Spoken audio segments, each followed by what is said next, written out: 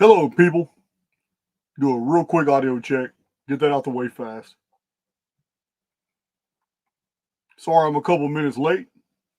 Hello, George. Material classified, but that is pretty much my custom. Get a few people in the chat. All right, good audio. All right. Well,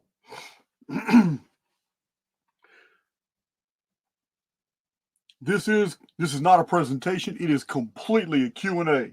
We'll get started momentarily. I haven't really touched upon the topics of of the Anunna, because I mean, when the matter becomes clear, it ceases to concern us. I got a whole playlist. The link to the playlist is in the description box. Got a whole playlist, 23 or 24 videos on the Anunna. Half of those videos are over 2 hours long. So it's really like 80 or 90 videos, because remember, 8 of those videos are montages, and you're going to be reminded here in this video, because I have a reel. As we're doing Q&A, you'll be watching a reel of all my Anunna.Ki videos, the covers, and all the posts, all the articles I've written and books I've published on Anunna.Ki. Just setting the story straight. You'll be reminded of all this in this video as we do the Q&A. You'll watch the video off to the side showing all this. And every bit of it is in the link in the description box. When you're done with this video, you can click onto that link, go to that playlist, and there's only 23 or 24 videos in the playlist, but everything you're about to see in this video is in that playlist. It's in those videos montaged somewhere. A lot of information, guys. Back when I was super interested in it, Anunna.Ki was one of my passions. This is how I came to find that Zecharia Sitchin was completely wrong on all of his chronological material. And Ancient Aliens is absolutely wrong as well. I will never try to tell you that there was not a technologically advanced civilization in the ancient past, because there was. As a matter of fact, there was probably 2 or 3 of them before we get to the modern period. But there's just no evidence of ancient aliens, guys. That's all psyop. That's all Hollywood. Everything's happening underground. All right. Let's see here. Gerald Livingston. Nobody I'm trying to debate will respond. Yeah, and I already know. I've already seen the video clips. I've already seen absolute evidence that what's that dude's name? Carlson, Billy Carson's. He has watched some of my presentations. He has almost come out immediately after that on YouTube and in his platform saying very similar stuff, just repackaged, and that's okay. You know what I mean? It's okay. I don't care. But yeah, they're very well aware of me. No. Yeah, to get a debate from me, you got to have skin in the game. Meaning, you got to be putting that information out there. Anybody, a person of 8th grade education can debate. Any kid can listen to any tenant and sit there and explain why they don't believe that. It's just anybody can debate. It doesn't even take intelligence. It doesn't even take intelligence to say you don't believe something. That's just stupid. Yeah, I don't waste my time with those people.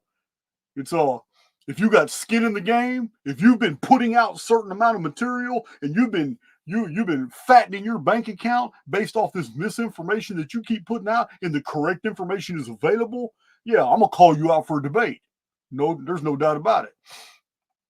But yeah, if you don't have any skin in the game, like, don't get me wrong, some of these smaller channels and stuff like that totally ignored me as I was growing up. Some of them even attacked me, are now reaching out to me wanting to do debates and stuff. No, you just want some airtime. You don't have any skin in the game. None of these things did you promote, or you didn't promote these things, and you didn't argue against these things. They're not even the subject matter of your channel. Now all of a sudden you want my attention. No, not trying to hear it, guys. I'm only attacking giants. I'm only attacking giants in the field to show everybody that these men do not have the integrity to defend their research, to defend the bullshit they've been putting out.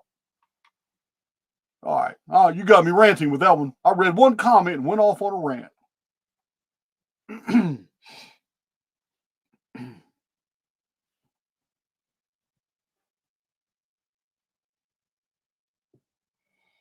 Handbags are a mystery, guys. We don't have any. They're everywhere in the ancient world, but it's 4,000-year-old mystery. 4,000 years. This is how old this mystery is. We don't know what they are. Remember, since the handbags were in vogue on all these, and like I showed, so many people more qualified than I have showed better presentations on the handbags. I only used them to illustrate a point recently that they're everywhere and that they link Gobekli Tepe to all the 22nd millennium, 21st, 20th, 19th to the 16th century BC. Excuse me, I meant to say century. So yeah, it's not, they're not that ancient. They're not that ancient. It is absolutely impossible to date Gobekli Tepe at 8,000 to 12,000 BC now because those handbags were there, and the duplicity of having the same motifs, having the same art stylized reliefs and artwork, having the same pillars of men with the same fingers handing fold the. It's ridiculous to say that Gobekli Tepe is 10,000 years old, and yet Easter Island, which has all the exact same things, also found underground, is only 1,000 years old. It's ridiculous. That's what carbon-14 gets. That's what uniformitarian dating gets you guys. It's ridiculous. I would love to see Graham Hancock defend his position on that. Yeah, you want to talk about pre-pottery Neolithic, and you want to borrow terms from uniformitarianism? Well, good. Let's use the uniformitarian carbon-14 to figure out this mystery, Mr. Hancock. Yeah, it's crazy. It's all crazy. All right. Let's go. This is we're staying on topic, guys. Ask me about Anunnaki related stuff. Let me get this reel going because it's going to jog your memory, and you're going to have all the right questions. Yeah. Let me get this. Reel going real quick. All right.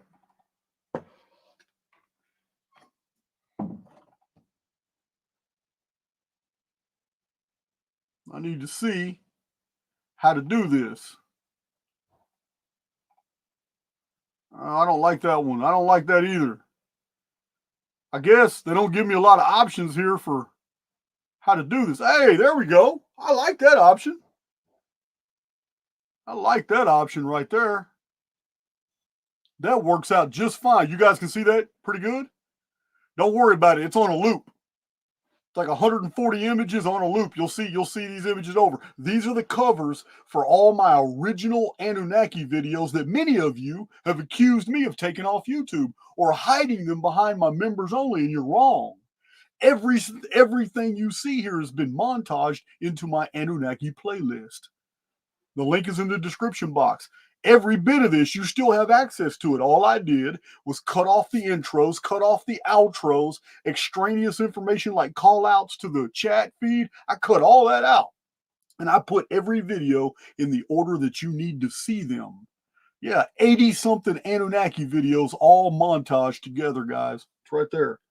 So believe me, you got a lot to, if you haven't explored all these older videos, you got a lot of learning to do.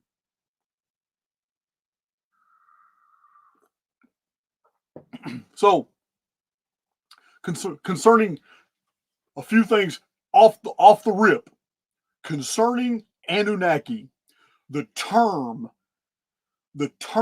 is post cataclysm.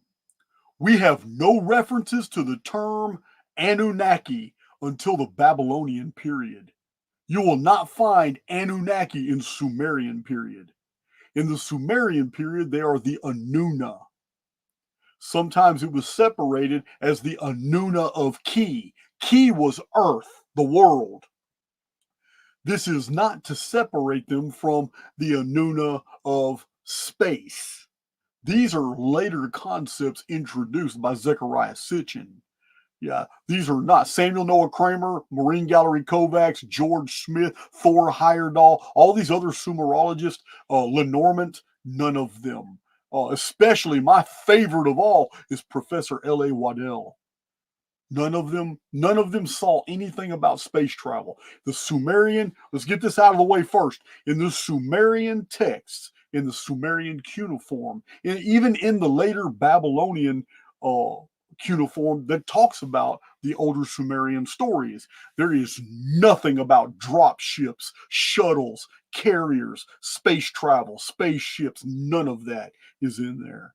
This is all creative license invented by Zechariah Sitchin. And he may have been influenced a little by Eric von Daniken. I don't know. But there doesn't seem to be a lot of crossover there. But still, Zechariah Sitchin could not get a single other Sumerologist on board because of the obvious mistranslations of many words. Many of the words Zechariah Sitchin told us meant rocket ship didn't mean anything like that at all. Like the word Shem, an old Semitic word that has dual meaning. It means someone's name and it also means monument. And the reason they are synonymous is because, like in the book of Genesis, when Jacob raised a Shem, it was two things. It was a pillar of stones, and the pillar of stones had his name carved in it. This was a boundary stone, letting all his neighbors know that this right here was the edge of my property. So, yeah, it's Zechariah Sitchin was something else with all that.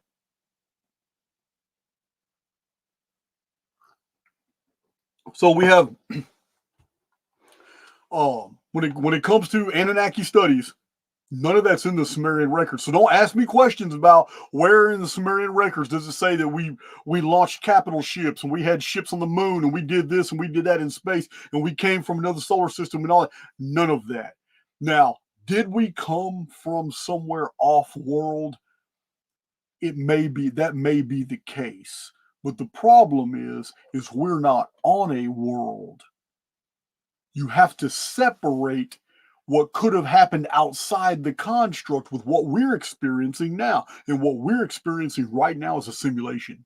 We are inside a series of simulations that are all being run inside of a construct. And this construct very well may be on a capital ship between two systems. Space may very well be all real with quasars, pulsars, all that stuff, but it's not real from our perspective. What we're looking at is a multi-tiered hologram. It is completely fake. Now, I've had many presentations on the sky and how the stars lie. So that's not the subject matter of this conversation either. We're talking about the Anunnaki and the Anunna. The Anunna are the older Sumerian version. The Anunnaki is the version that Babylon promoted. And Babylon is the one that from which we get most of our Old Testament stories. Babylon is where we get a lot of our Jewish stories. Most people don't know there's a huge crossover because the actual Jewish culture doesn't come from the Israelites of ancient times. The Jewish culture comes straight out of Babylon, a bunch of priests that used to be called the Edamu. That cult of priests were run out of there, out of Babylon, and they had to go find somewhere else to live, and they took up residence in a land outside of Moab. The land became known as Edom. The origin of the Jews are Edomites. And this is shown in the Hasmonean dynasty during the days of Jesus when we find out that King Herod was an Edomite and the Jews were in power. Guys, it goes full circle to Babylon, just like the oldest Talmud is the Babylonian Talmud. I think it's called the Targums, but the Babylonian Talmud, the Jonathan Targum comes later. But yeah, it's yeah, when we're talking about ancient Babylon, you may as well also say Jewish. This is what we're talking about. So these are the ones that they literally falsified history, demonized the Anuna, turned them into something they weren't, and then invented scenarios that made sense to them to to explain the existence of giants, to explain the existence of technology, to explain the existence of the Great Pyramid. They invented these stories that made sense to them, and they turned things into gods. They turned the Great Pyramid construction project that was unfinished, the chief cornerstone never being laid, the construction was undone, and the construction was seemingly interrupted, and they invented this Tower of Babel scenario where the people had to stop working on the project, couldn't understand each other, and then whenever they invented the scenario of gods having sex with human females to create a race of giants, where we don't have that story from the ancient world. What we have is a totally different environment created humans to grow to huge sizes in a very short period of time. Guys, the more we study vapor canopy, the more we find out we've had multiple vapor canopies in the historical period. The pre-flood world, at one time, when I initiated my research, I was really thinking that the entire pre-flood world was a vapor canopy, and now I'm finding out it's not. It's not. There were two, maybe three vapor canopies at that time. Just like in 1902 at Martinique, when Mount Pelée exploded, incinerating about 40,000 people with one human survivor, Auguste, who was sentenced to die. That same story unfolded in 1902 in the month of May, a Phoenix year, in the month that Phoenix always appears. This is when this story took place. And two scientists very rapidly, within a 4 or 5 month period of studying Mount Pelée after it erupted, just being exposed to the ambient radiation on the island, those two scientists, a 58-year-old and a 62 or 63-year-old, both men grew 2 inches. So you can imagine if a vapor canopy appeared at 3895 BC, then collapsed within 200 or 300 years, then humans being born 20, 30, 40 years after that would look back on their predecessors as titans and giants. The same thing unfolded again after the Gihon flood in 3439 BC. This is when the Anunna appeared with Enki. They did not come from space. The Book of Enoch says the Watchers descended a mountain.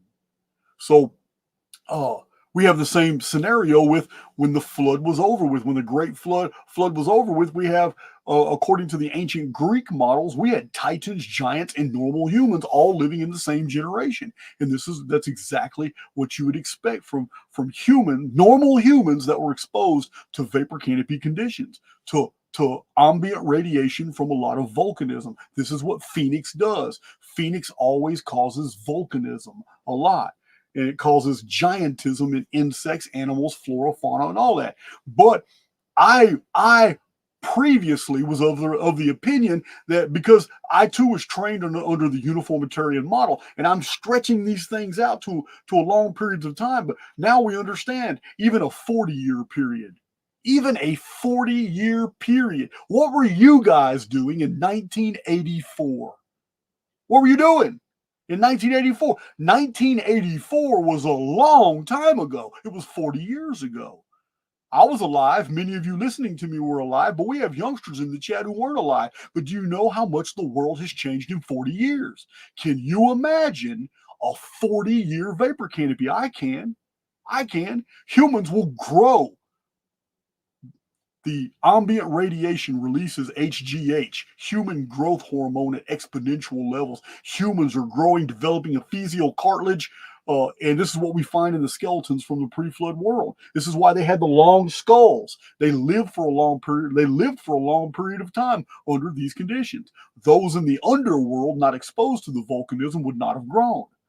The Anunna were 100% humans, but they were humans who had lived for about 200 or 300 years far from the surface. They came from underworld facilities.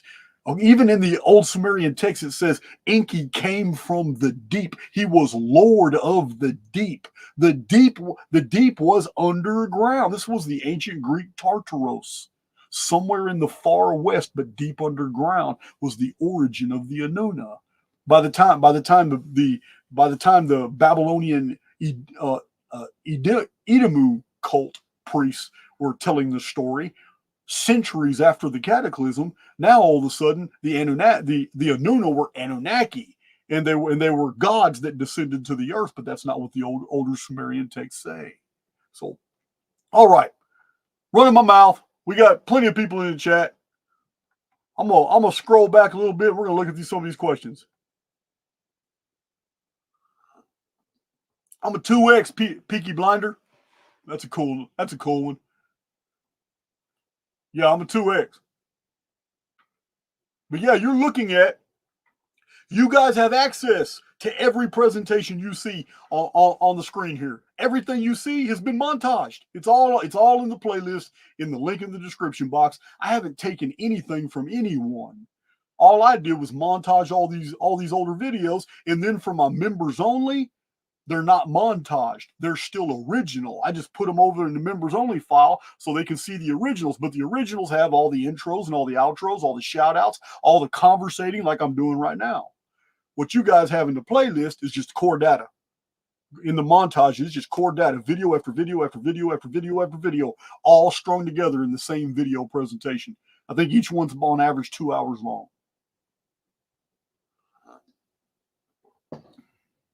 Oh yeah, Creator Rod. I've been seeing it. I recognize your name. I recognize your face. I think you changed your name, Creator Rod. But yeah, there are more and more channels. Oh yeah, I got a lot of people watching me, and then they borrow material, and then within 2 or 3 or 4 days, these other channels put out something very similar with their own spin on it. I'm seeing a lot of that now, and I don't care. And I wouldn't really been paying attention to it if it wasn't so many of you guys sending me emails bringing this to my attention. But from the beginning, I have to tell you, from the beginning, I've been saying, hey man, you guys need to borrow my material. It's all about education. It's all about getting the word out. Where the only place I get offended is when you eliminate some of my material to add in your own to put a different spin on it. Now we have a problem. So that's okay. That's okay, man. We got a source with us. We're not really gonna worry about all the small stuff. Joshua Cook, are the Anunna originally from this construct, or do they originate from outside? Okay, this is like a first principle. This is like a first principle question. Like, who is God, or can you prove God exists? This isn't something that I can speculate and I can theorize. But first of all, I need you to understand that you cannot disassociate yourself from the Anunna. We're in a construct, living a simulated environment. But you are Anunna. Everybody listening to my voice, we are the descendants of Anunna. This is the story of the ancient world.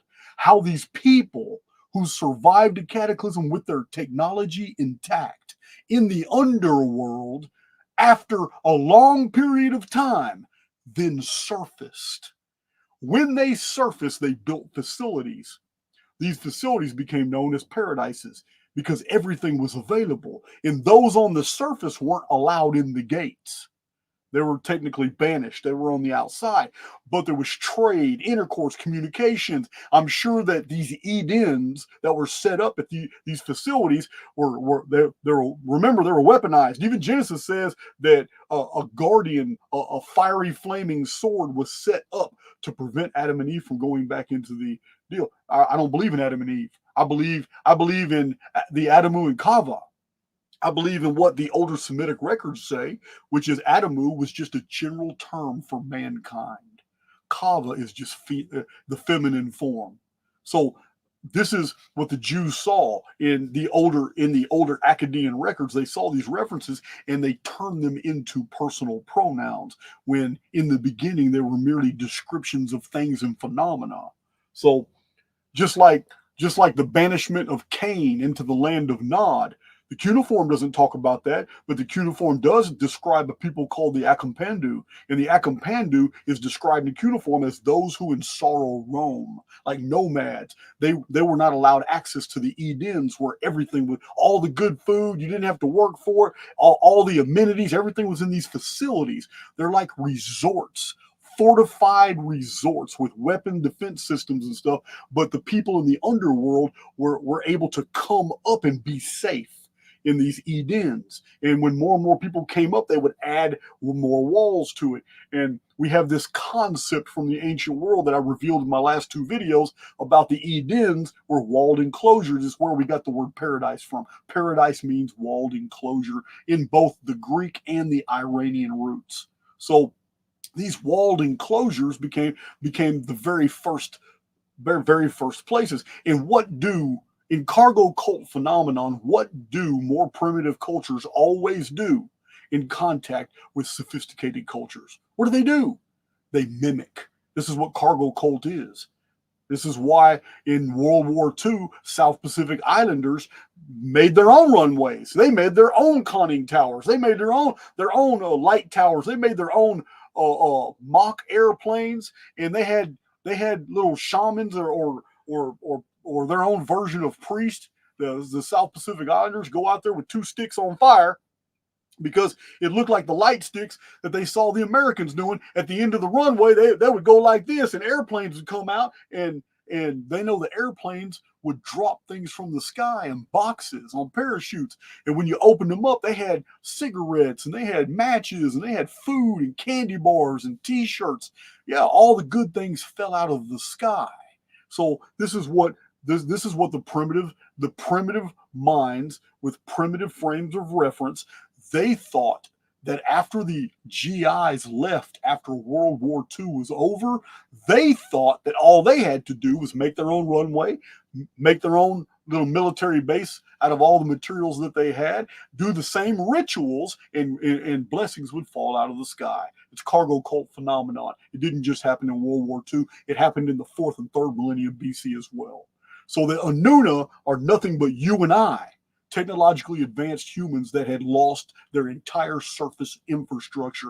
But in order for them to have survived in the underworld with their infrastructure intact, in the underworld, the ability to mine, the ability to refine, metallurgy, to find the fuel, whatever fuel's necessary, the ability to manufacture, the ability to grow food, have access to clean water. All this was done in the underworld, which necessarily implies they knew the cataclysm was coming.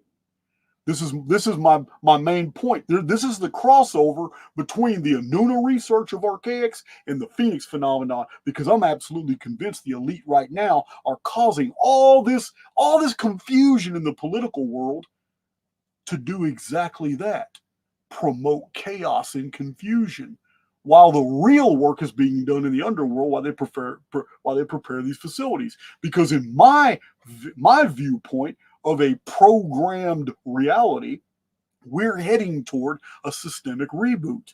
That systemic reboot will send those survivors of those underground facilities to restart at the beginning of the program. And then it's the Anunna, Anunna.Ki, the cataclysm, post-cataclysm story all over again. And I don't believe it's the first time it's ever happened. I believe we've done this multiple times.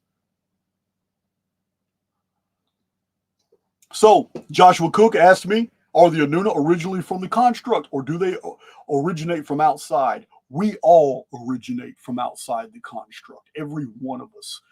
Those on the outside of the construct are no less human than we are. That's my answer to that. I don't know anything about the handbags, guys. Nobody else does either. It's all speculation. All right, let me move down here.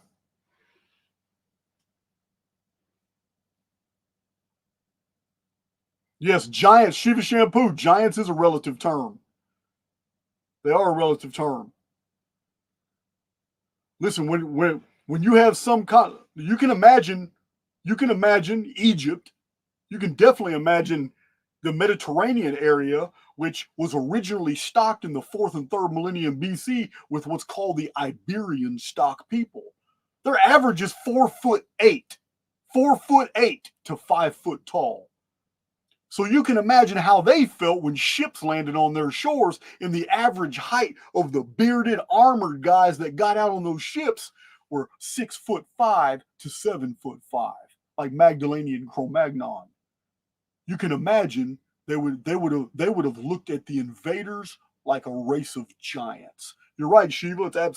It's absolutely. I do not subscribe to the fantasy giants version that's being promoted by so many people, where giants were so big and so. I see no. I don't see any evidence of that whatsoever, at all, at all. I think the largest titans on record were like Og of Bashan, 13 feet tall. Uh, his descendant 400 years later was Goliath and his four sons, and Goliath was 9 foot 6 inches. Um, I'm not just talking about the traditions. Even Porter, archaeologist Porter, in the 1880s published a book. I think I have the thumbnail here. It's in it, but the giant cities of Bashan.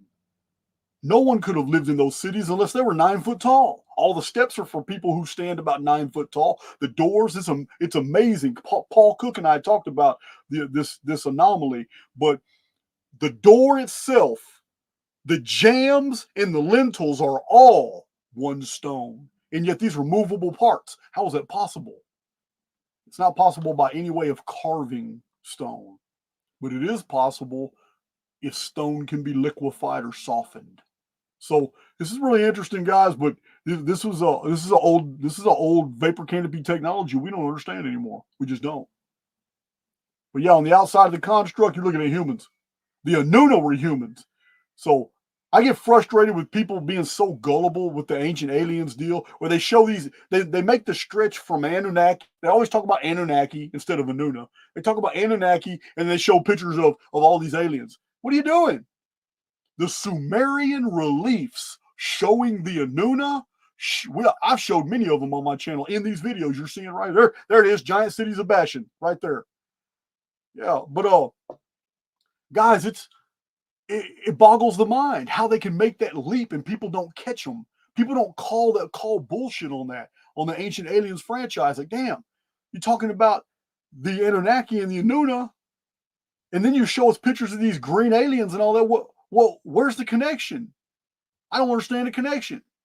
Because every single relief, every bust, every picture, photo, and description of the Anunna in all Sumerian text and even Babylonian text were just humans that were extra tall with beards. There's no difference. Even the busts, full bust showing them with lapis lazuli eyes, blue eyes, and white skin. They were porcelain with lapis lazuli eyes. That's white skin and blue eyes, long beards. This was the Anunna. I don't know how they get this other weird stuff, the alien grays. Yeah, this is pure adult fantasy.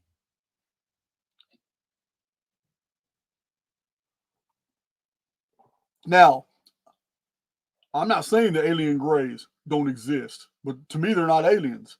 They were perfectly described in the 14th, 13th, 14th, and 15th century as fairies, as elves, as troglodytes, uh, as bogies, as hobgoblins. Yeah, all throughout Europe and different areas of Europe, they've always been described. And it's always known that they go hide in invisible doors and hills. They steal your children, and sometimes bring back a child that looks like your child, but there's differences the mother always detects. And then uh they live in the underworld. In all the traditions, they live in the underworld. Only in our modern times, technologically advanced frames of reference has the culture turned away from all the explanations of an underworld civilization of non-humans and humans to space aliens. Yeah. It's crazy, guys. It's absolutely crazy. It's crazy what we have been led to believe based off zero evidence whatsoever. All right, I need to find. I've seen one person who says the handbags are related to horseshoe crabs. I don't know what the association would be. I have no idea why a horseshoe crab would be so prolific throughout all these civilizations that you couldn't just show the horseshoe crab.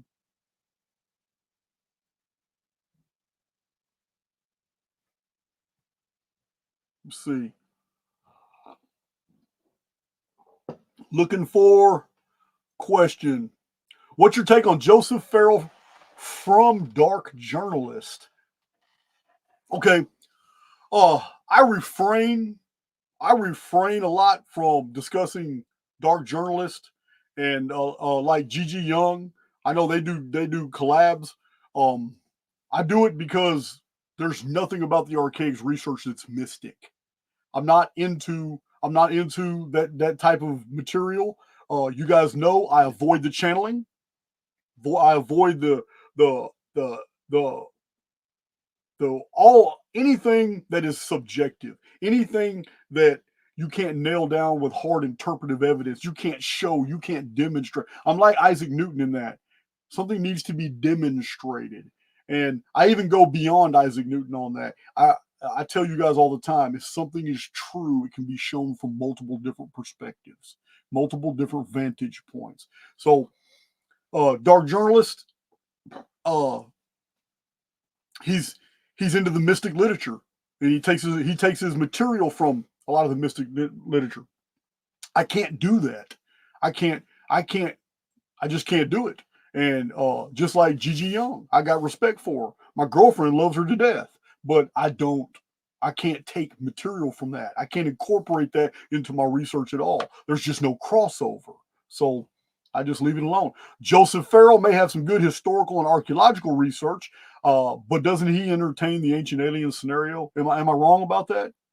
Because I have two of his books and I've yet to read them. I believe one of them is called Giza Death Star.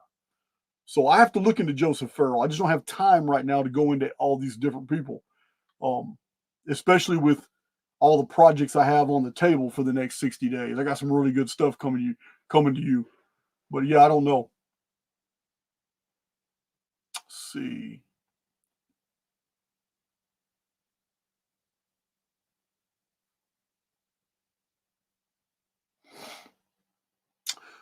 I'm trying to keep things on topic.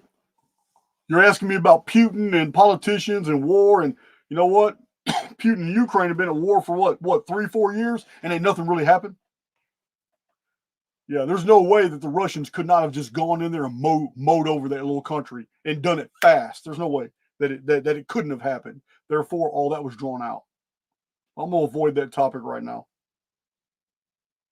Somebody said the Egyptian Ankh are theorized to be stylized handbags with the way the gods hold them. I would not say Pavlov's sheep. It's a good point. Somebody else made it the other day in one of my videos. It may have been you. I don't know, but I tend to agree that that would be the case because that's what cultures do.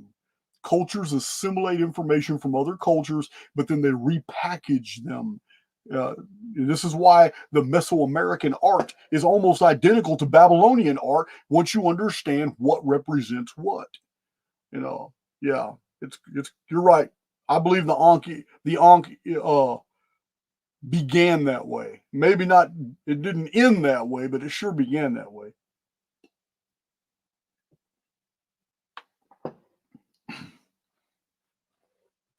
Let's see. Yeah, Pamela Swan, good one. Thank you. Yeah, please use all caps. If y'all are talking to each other, that's fine.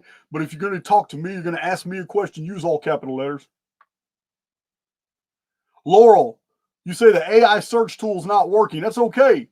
Pam, I know you have the link. Would you please post the link to the new AI search tool that's YouTube wide? The other one only pertained to my channel, and for some reason it quit working. I don't know. It's the third time it quit working, so I'm done putting it on my website. I'm gonna take it off my website. There's a new one now that's out that can be used across all of YouTube, not just my channel. So I'm pretty sure Pamela will post that link, so you'll have a search feature. I really appreciate the one that somebody designed for me, but it just gets overloaded too much more as I get more and more people on it.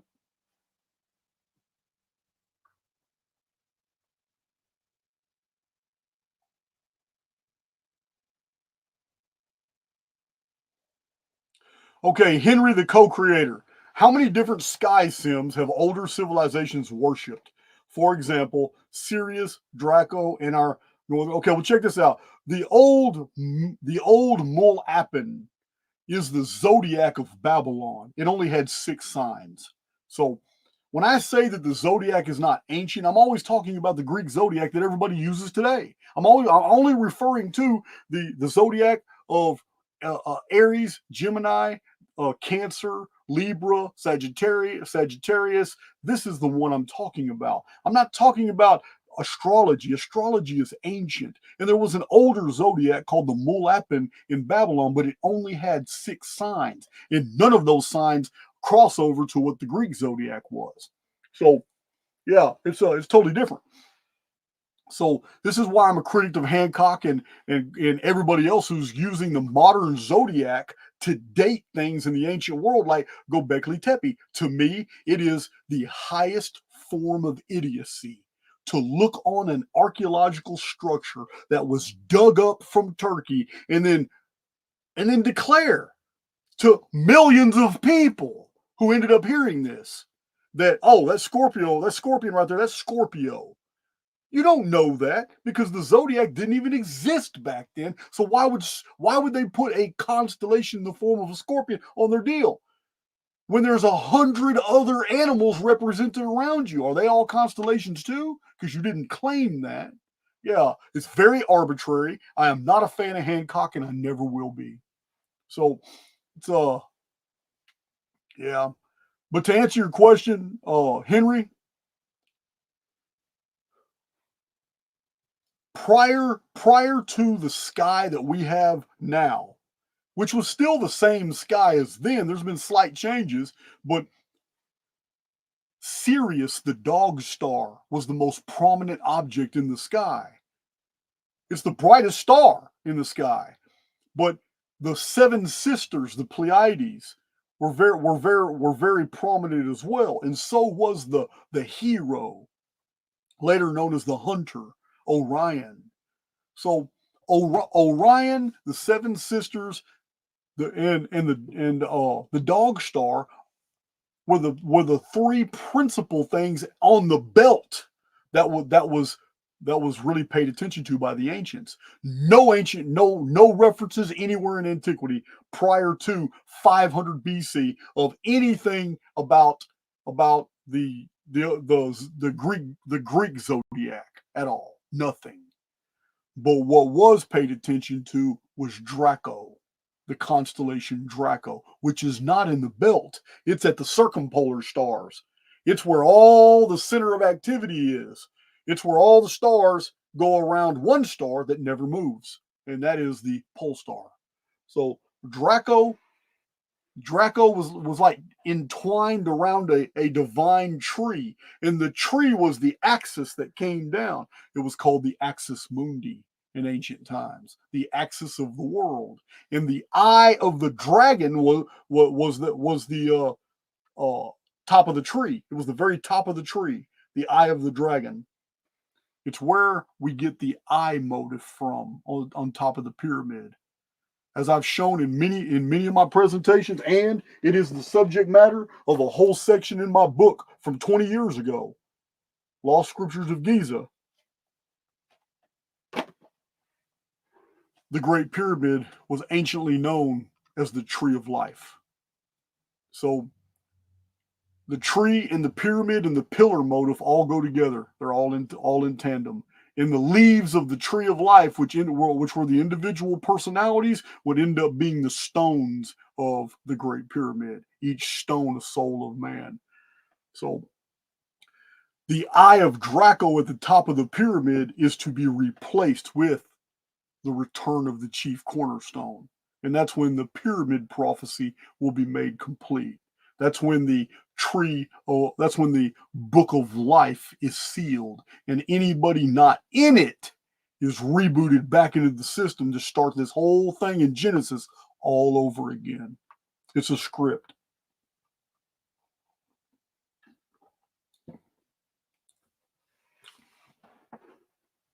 I don't know anything about the Nash people from the Caucasus.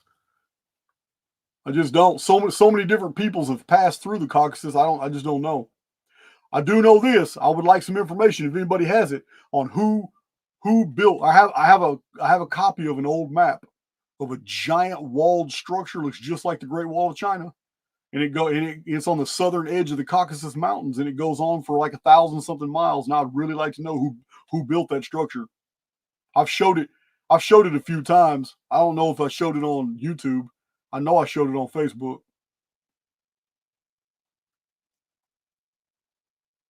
Okay, I need to catch up on my chat. What are some royal families? What are some royal families maybe that have interesting connections to the Anunna? Um, yeah, I'm not gonna know that.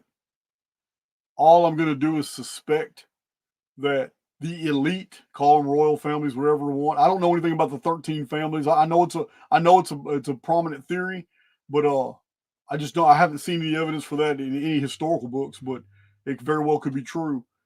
But I believe that anybody ruling the world right now is doing it by contract. They have agreed to maintain that role, and they have agreed to accept certain rights, privileges, and immunities and amenities in order to do that. Jamie Robbins, did the physical size of the band Anunna have anything to do with the size of the Nazca glyphs? All right.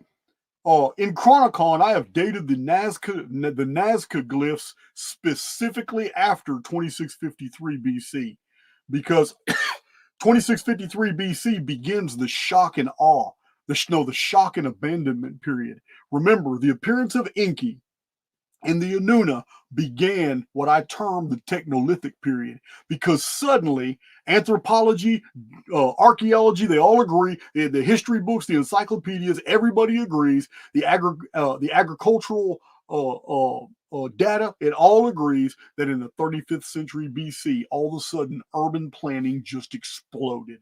Knowledge of the cereals, agriculture just exploded. Irrigation, canal works, farming, maritime shipbuilding, everything just exploded in the 35th century BC. Within 100 years, the human population exploded. It is an inexplicable mystery that has been mentioned in books for the past century.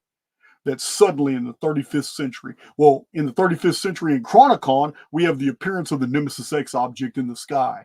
And as soon as the Nemesis X object passed in the sky, 1/3 of the entire world's population died. During the aftermath of that destruction, a new race of people appeared in the world. They were bearded, they were tall, they were very, very, very pale with deep lapis lazuli eyes. Introduce Enki, Lord of the Deep. The deep was to the ancients the underworld. Enki, Lord of the Deep, led 50 Anunna, and this began this event happened in 3439 BC, right after the Gihon flood. In the Sumerian records, Enki appeared precisely 432,000 shars before the Great Flood. This is where a lot of the confusion. Zechariah Sitchin claimed that was 432,000 years, and he based this off a mistake that has been corrected over and over and over. The mistake was reiterated by a Greek historian of Babylon named Berosus, who misidentified the ancient Saros system and said it was 3,000. A shar was 3,600 years. Berosus was wrong. He has since been corrected by many academics and scholars. Unfortunately, Zechariah Sitchin did not refer to any of them and went with the mistake so he could promote a history of the Anunnaki that went back almost 500,000 years, but it's not true. Dutch Orland manuscript says that years were not counted before the flood. In Genesis, it says only days were counted before the flood. The shar count system, the shar count system was a day count system, no different than the other calendar that started at the exact same time in history, which was the Mayan long count calendar. And all my Archaics veterans already know all this information. Mayan calendar is a day count system.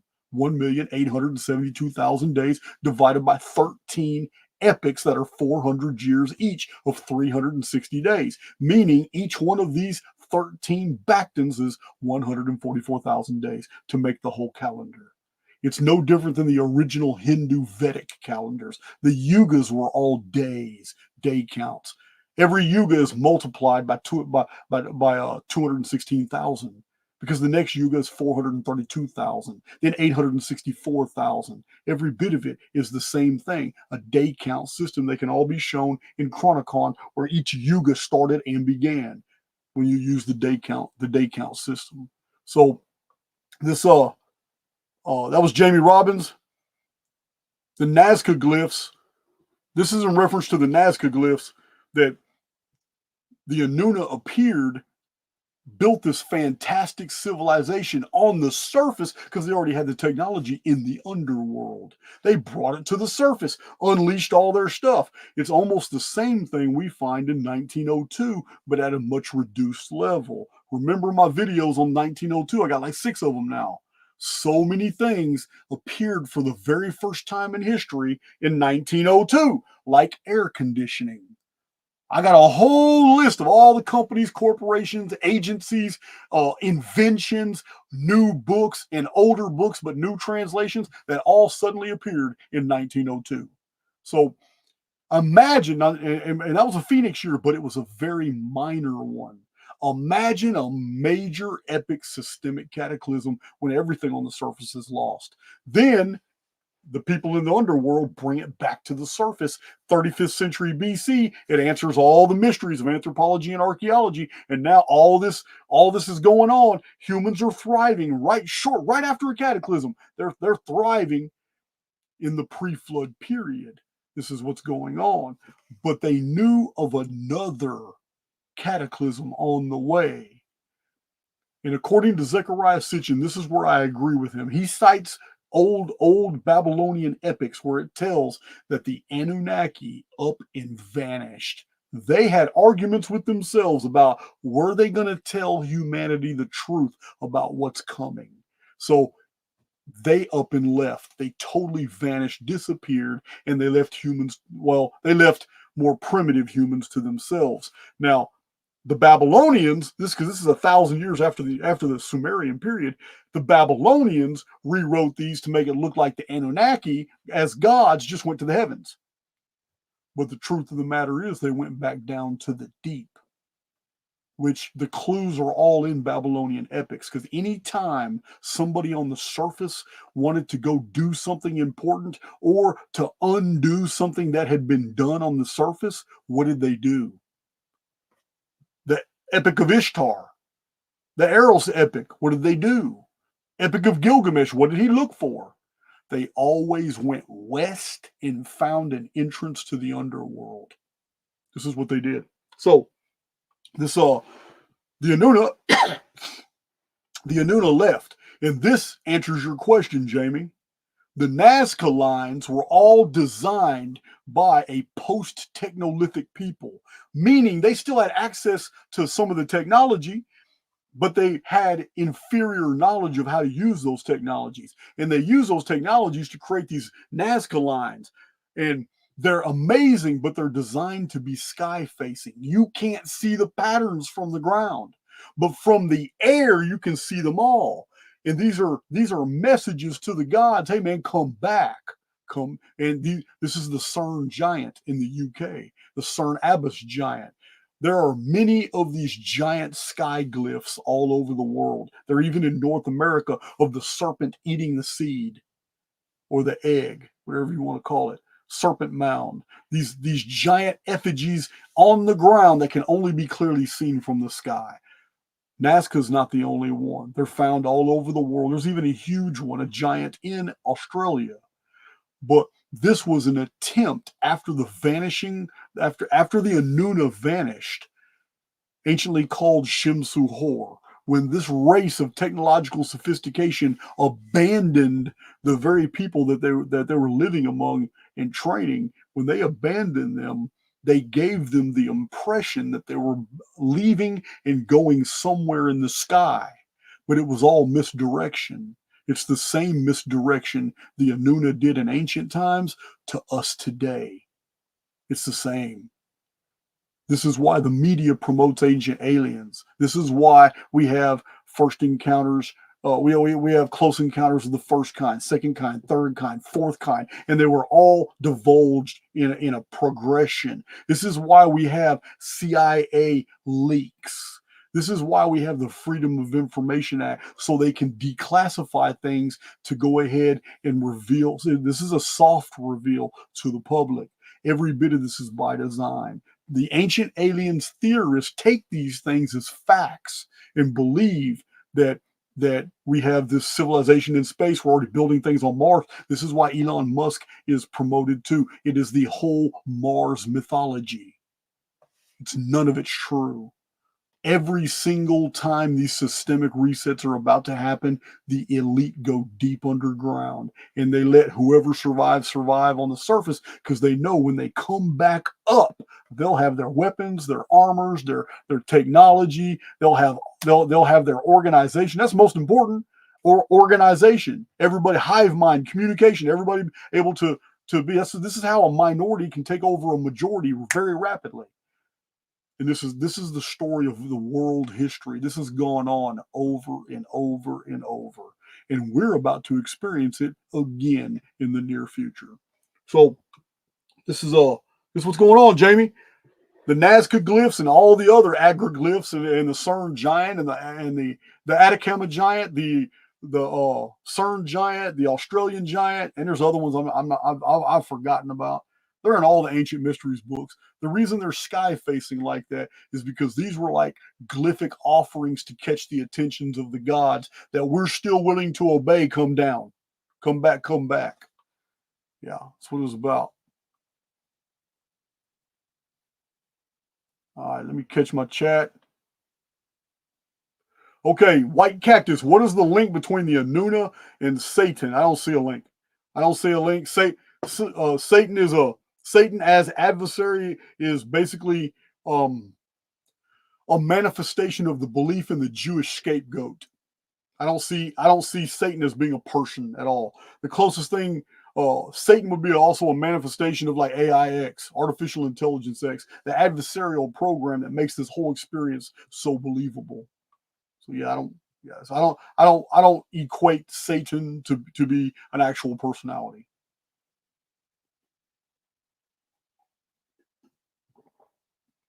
Let's see.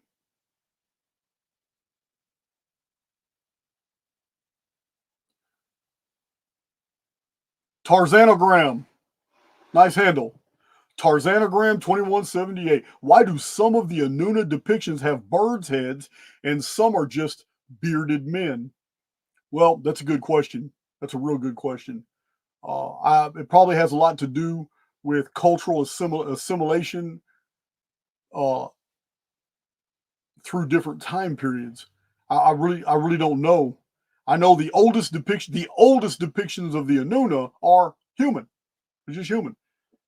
Later on, we do have bird depictions, especially in Egypt. They put the bird head on people. That may be that may have everything to do with the fact that uh, in Sumerian times, in the Sumerian times, we have the bearded. What's this? Oh, okay. We have the bearded, normal-looking human Anuna. In Babylonian times, they also put wings on them. In the Sumerian times, they put wings on them, but that was often a reference to someone who could fly, someone who had the ability to fly. I don't believe their individual bodies could fly. I believe that they could get in vehicles called Viminas and take off into the sky. And ordinary people cannot do that. But yeah, I mean, think about it. 200 and 300 and 400 years later, when your offspring are hearing the stories and all that, the more they would be represented is more and more avian, more and more bird-like, fowl. Yeah, it would be the passage of time that would create these anthropomorphic images.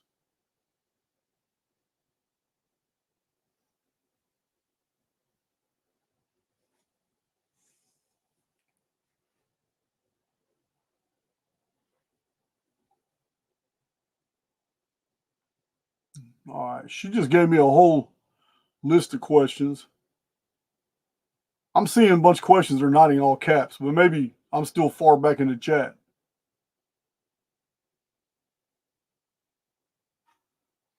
That's a good question. Joe Eoj, is it possible for vapor canopy conditions to exist in underworld oceans? Guys, I'm not a scientist. I just strictly go by the historical record and what I find and interpret. I do cite scientific materials. I just don't know.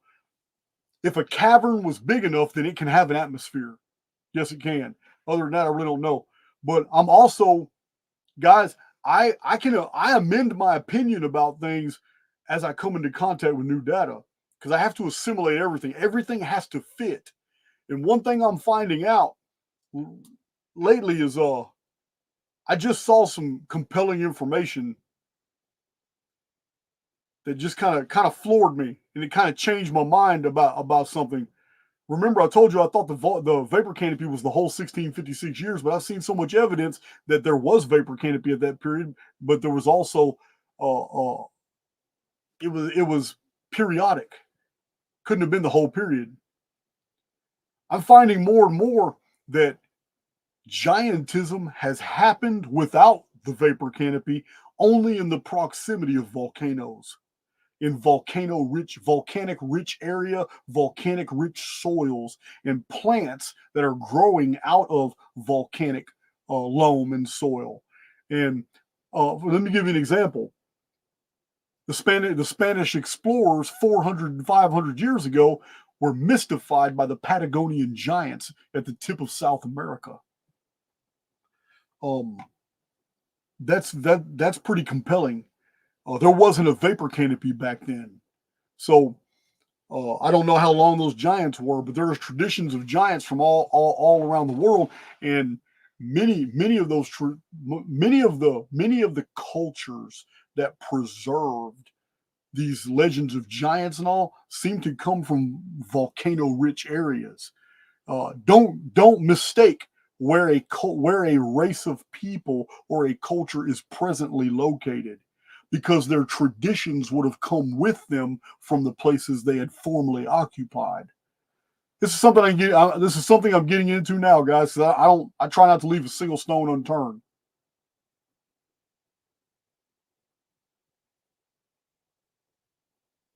Somebody, okay, Auntie Meg, because I didn't really know what the handbags were until you do. You think the pine cones were actually pine cones or something else? Again, I don't know anything about the handbags other than that they've been found everywhere. They've been found everywhere to the point that we can date. We can date the reliefs. We can date the civilization that employed them to 2600 BC to 1600 BC. Then the handbags vanish. All right. All right. So is Anakin Skywalker a reference to Anakin of the Anu or something similar? Well, first of all, uh, Air Dragon, Anakin is not the word that's found in the Bible. It's Anakim, and it's because I am is how you pluralize something in Hebrew. You add an I am to it. The actual word is Anak, and it is a very ancient word. It's found all over the world. I have books from Ancient Man, a handbook of puzzling artifacts, strange artifacts, ancient structures, ancient infrastructure. All these books are by William Cordes, and he goes into detail about the word Anak and how it's found in all these islands all around the world that are associated to both volcanoes and giants. It's very interesting. You should ask that right after I made that remark about giant volcanism and giants. So yeah, Anakin Skywalker would not be a reference to Anakim giants. No, just coincidence.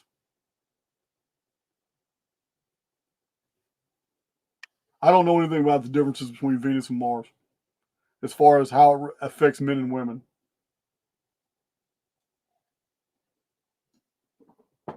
Right.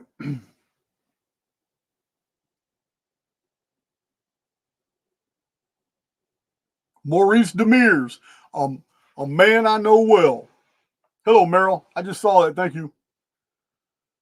60. Oh, so, you're clever. Getting clever. You went from 5239 BC to 60. Merrill, I see that. Sumerian sexagesimal system. Nice.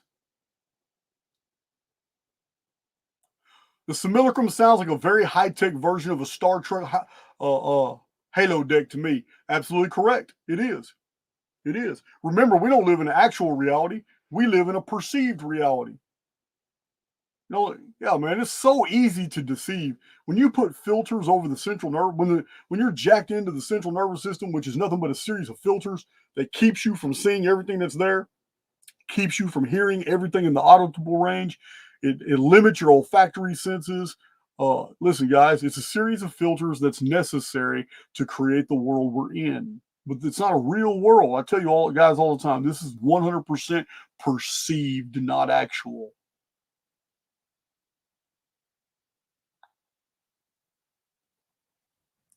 We're reviewing information in the field, what it wants us to know, what it wants us to find, and it's all up to us how what we do with it, what we extract from it, and how we extrapolate.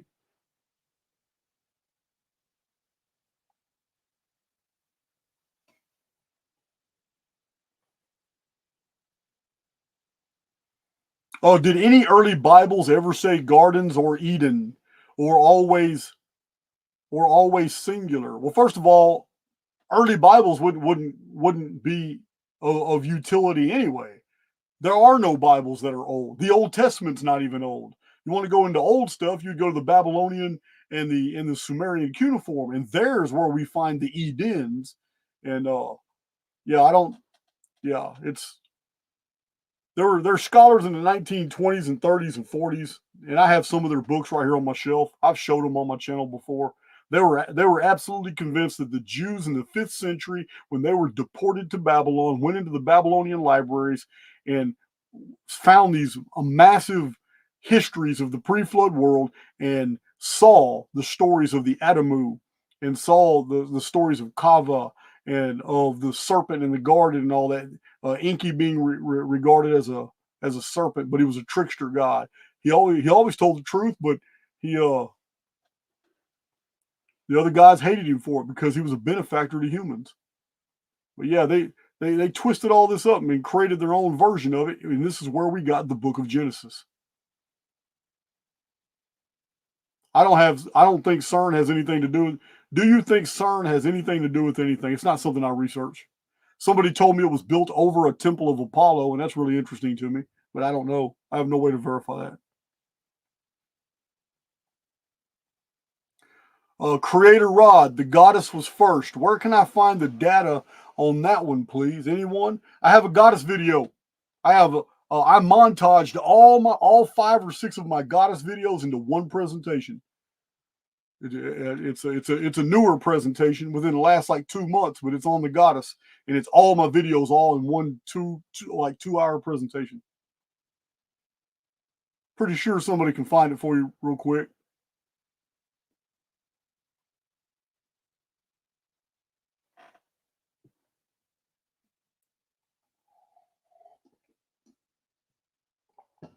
Another handbag, Brock Lucas. I just don't know.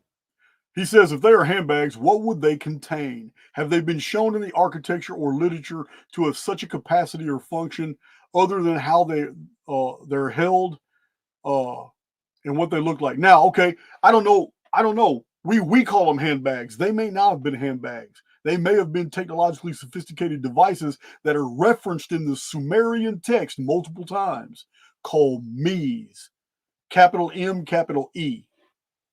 So with the Mes, the gods were able to communicate with each other. They interfaced with the tablets of destinies. The common people used to watch the gods, the Anunna, use a me, and with the me, he could move heavy equipment. He could move rocks. He could call things down from the sky. The Mes were a subject of mystery to the ancient Sumerian people. The Sumerians they prided themselves on the fact they called themselves the black-headed people. They were a race completely different than the Anunna. Different than the Anunna. That'd be enough. Thank you. So these uh These may not be handbags at all. These may be post-cataclysm artistic representations of a technological device that identified the holder as being one of the Anunna. It may be that simple, and that's why they're so important. In Mesoamerica, when it shows gods holding those things, it also shows them sitting in what looks like tractors or some type of device that had a seat, like an operations center. So yeah, well, I don't know. Remember, guys, I'm a proponent. I'm a proponent that the technologically advanced civilizations in the ancient world were us. So you don't need ancient aliens for that. Remember, it only takes us 200 years to go from horse and buggy to Hadron Collider. That's it. If it only takes 200 years to do all that, to come from horse and buggy, steam engine technology, coal burning engineering, and then railroads, and then automobiles, engines, and then turn around and then look at this: airplanes, warships, then jet aircraft, micro technology, cell phones, hadron collider. There you go. It's all 200 years. If we did all that because we have it within us to do that. Remember the Tower of Babel story, which I believe is a cover for what happened at Giza in Egypt concerning the Great Pyramid not being finished.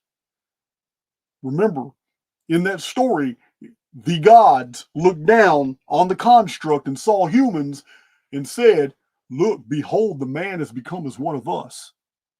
There is nothing that he can imagine that he cannot do."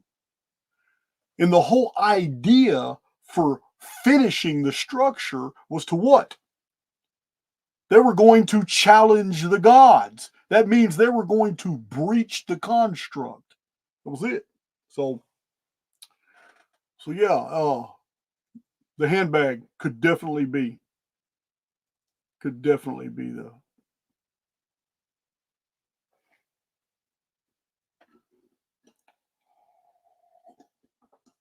Squirrel Sniper's asking about the Abkalu. Weren't the Abkalu the seven evil storms, the seven evil winds? I'm not really sure what you're referring to. Question: were the Abkalu later on they became personified as the seven kings of Sumer that ruled over the Pentapolis? Uh, I don't remember. But I do know the prefix AP refers to the deep, like Apsu. The Abkalu were the seven of the underworld or something like that. I don't know. You'd have to educate me on that.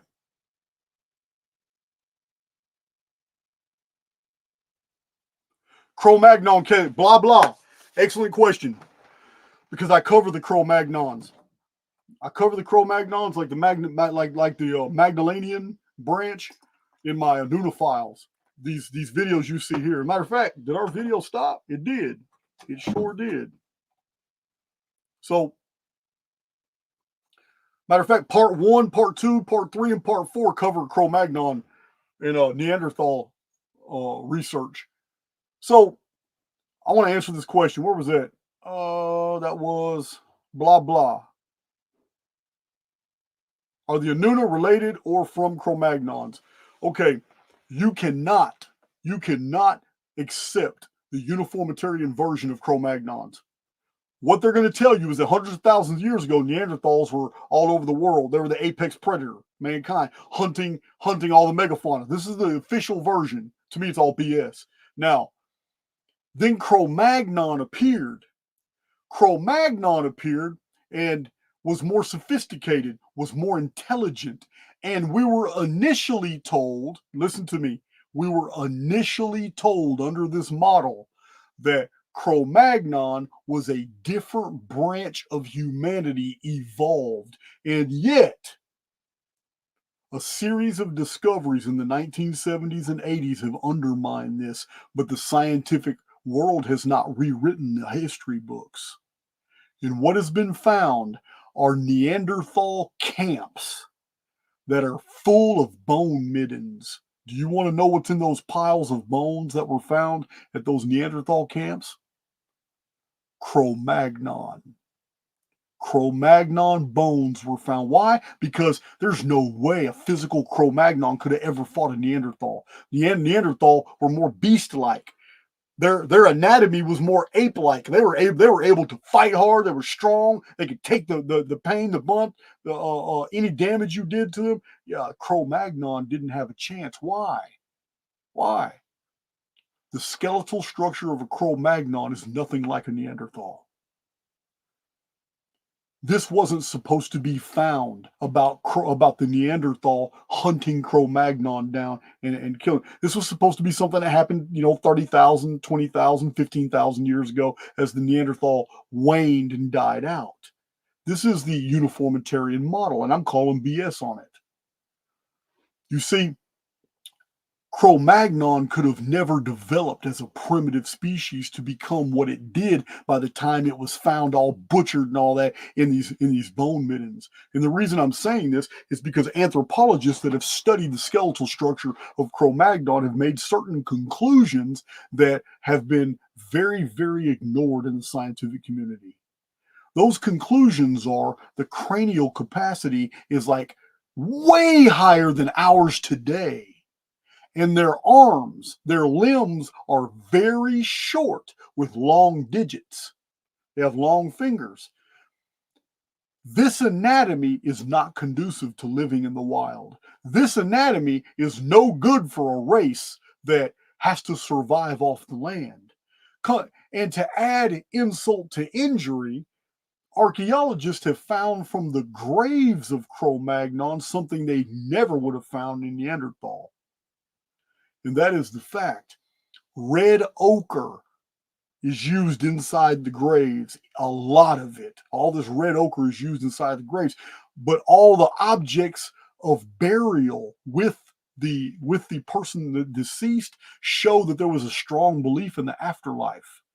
Also, and the most important, is that archaeologists have been able to preserve a lot of the items that were on the bodies of the deceased.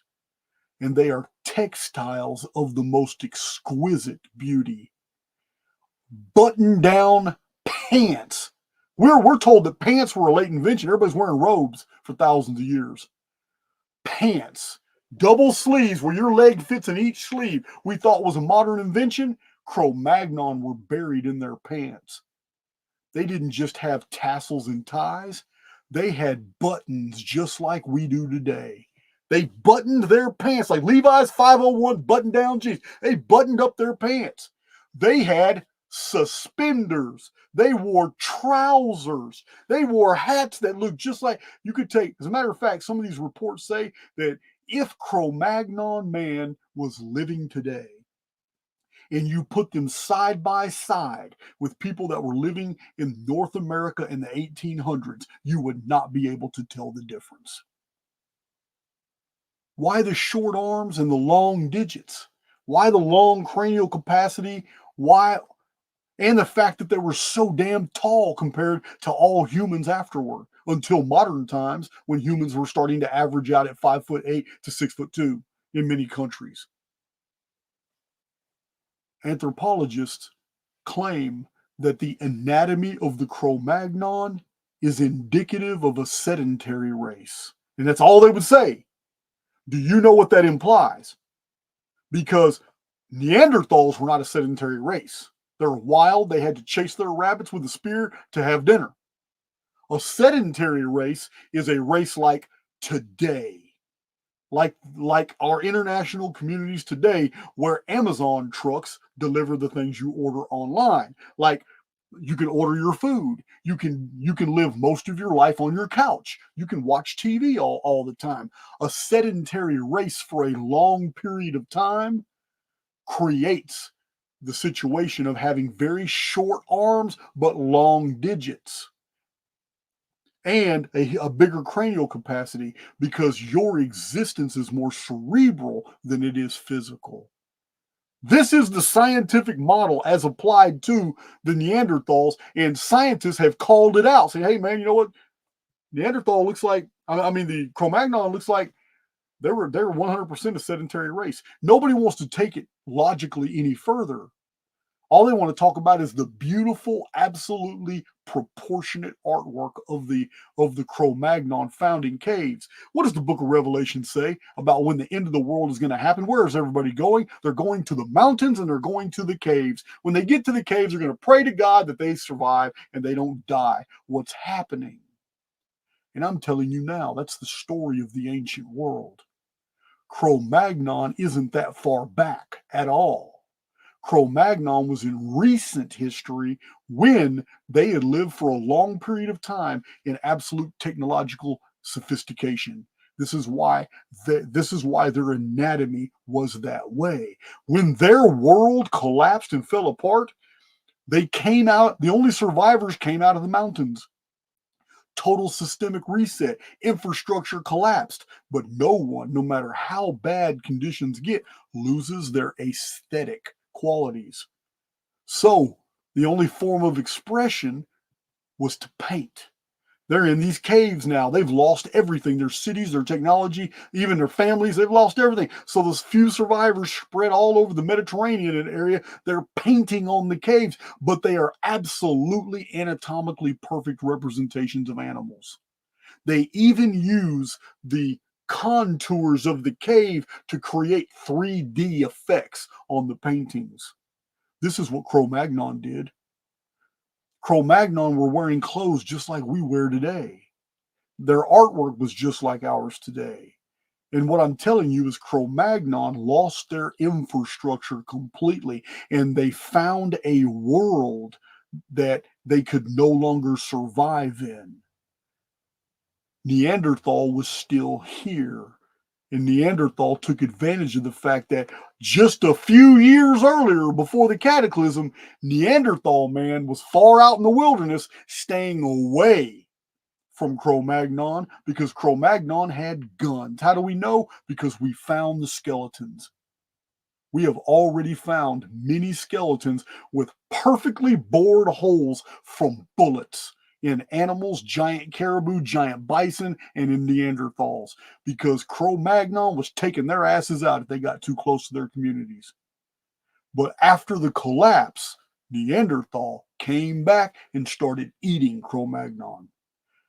When I say Cro-Magnon, it's I hate saying it because it elicits the vision of something that happened in the extreme ancient past, and it didn't. It happened in the last 5,000 years. It happened very recently. The problem we have is that we don't know what to call them. Some anthropologists have been more amenable to it, and they call them Magdalenians. And that's what I would like to call them too. They're a culture of people. They were highly sophisticated. They were smarter than we are today. They could think faster. Their cranial capacity was off the chart. But they had lived for a long period of time in technological sophistication with all the amenities. More proof of this from the anatomical point of view is the fact that the men grew 6'2" to 6'5" on average.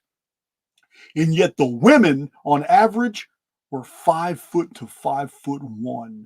Petite women with very large men, and this was the uniform trait throughout the whole race, means that it was a sedentary race. The only way you can get a sedentary race, a race of people who hardly use their physical bodies for anything, is when you're in a technologically advanced environment. Technology does everything for you that the Neanderthal didn't have. They were on the outside looking in. They were very physical, brutish, warlike, cannibalistic. So yeah, you'll learn more about that in those first Anunna Files videos. But that's the story that we've gotten from on the ancient world about the from the uniformitarians. It's not true. It's not true at all. There was a lot of overlap between Neanderthal and Cro-Magnon. And by the way, before anybody asks me, I haven't looked at it yet, but before anybody asks me, I'm going to tell you right now, the Cro-Magnon Magdalenian branch was a offshoot of the Anunna. There is no doubt in my mind.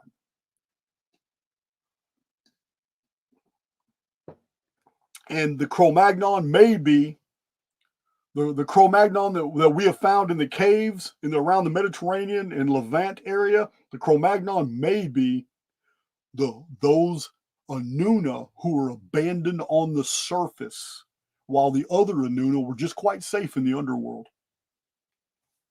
Same situation developing now. All right, so someone has taken the time to get all these questions for me. So let's do it.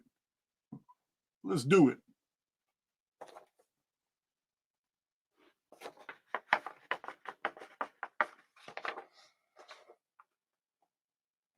Dean Whipfley. Will the human race look a lot different through DNA manipulation after the vapor canopy collapse? Listen, I have often promoted the idea on my channel here and in my published books that we already have the coding within our DNA to adapt very rapidly to any biosphere that we get exposed to. If the pressure and radiation is different the deeper we go, then it doesn't take but one generation to adapt to it. We may be very uncomfortable going 19 miles underneath the surface of the earth. It may be a very different environment. It may be a very different type of air pressure. I don't know. Exposure to different types of radiations, it might be very, very different. It would activate different latent genes, and some of our junk DNA would then not be junk. It would be activated, and we would develop more characteristics and ways to adapt to that environment. But it would be our children that would be fully developed to live in that environment. It would never be us.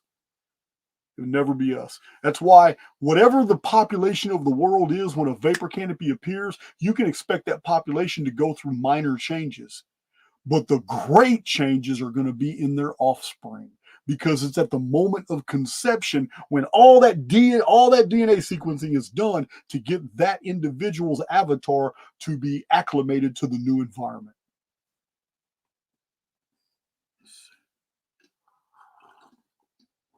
Okay, George Suttonho, Sushinho. Jason, is there any historical fact about the Denisovian people? The Denisovian people are not dissimilar from the Magdalenian. So I'm going to have to say that they too were an offshoot of the original Anunna. They too were once technologically advanced. They too also were completely bereft of their entire infrastructure and left abandoned on the surface. And the only difference between the Denisovian and the Magdalenian would be the same difference between like Germans and Mexicans. Mexicans are in the Western Hemisphere. Germans are in Europe. Oh, I guess it's still Western Hemisphere. But anyway, two different continents. The Atlantic in between them, infrastructure collapse. The Germans on the surface and the Mexicans on the surface. Count 500 years later, these are Magdalenians, these are Denisovians. That's the only difference. It would be two different cultures that survived.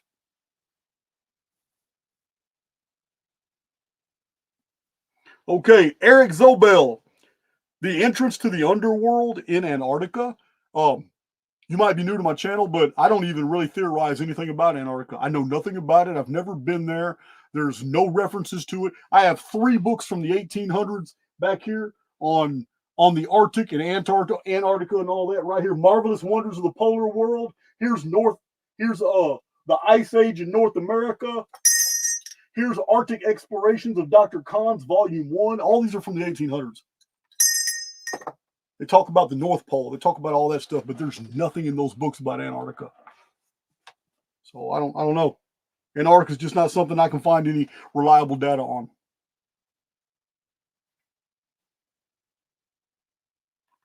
Okay, did Anunna eat humans and drink our blood?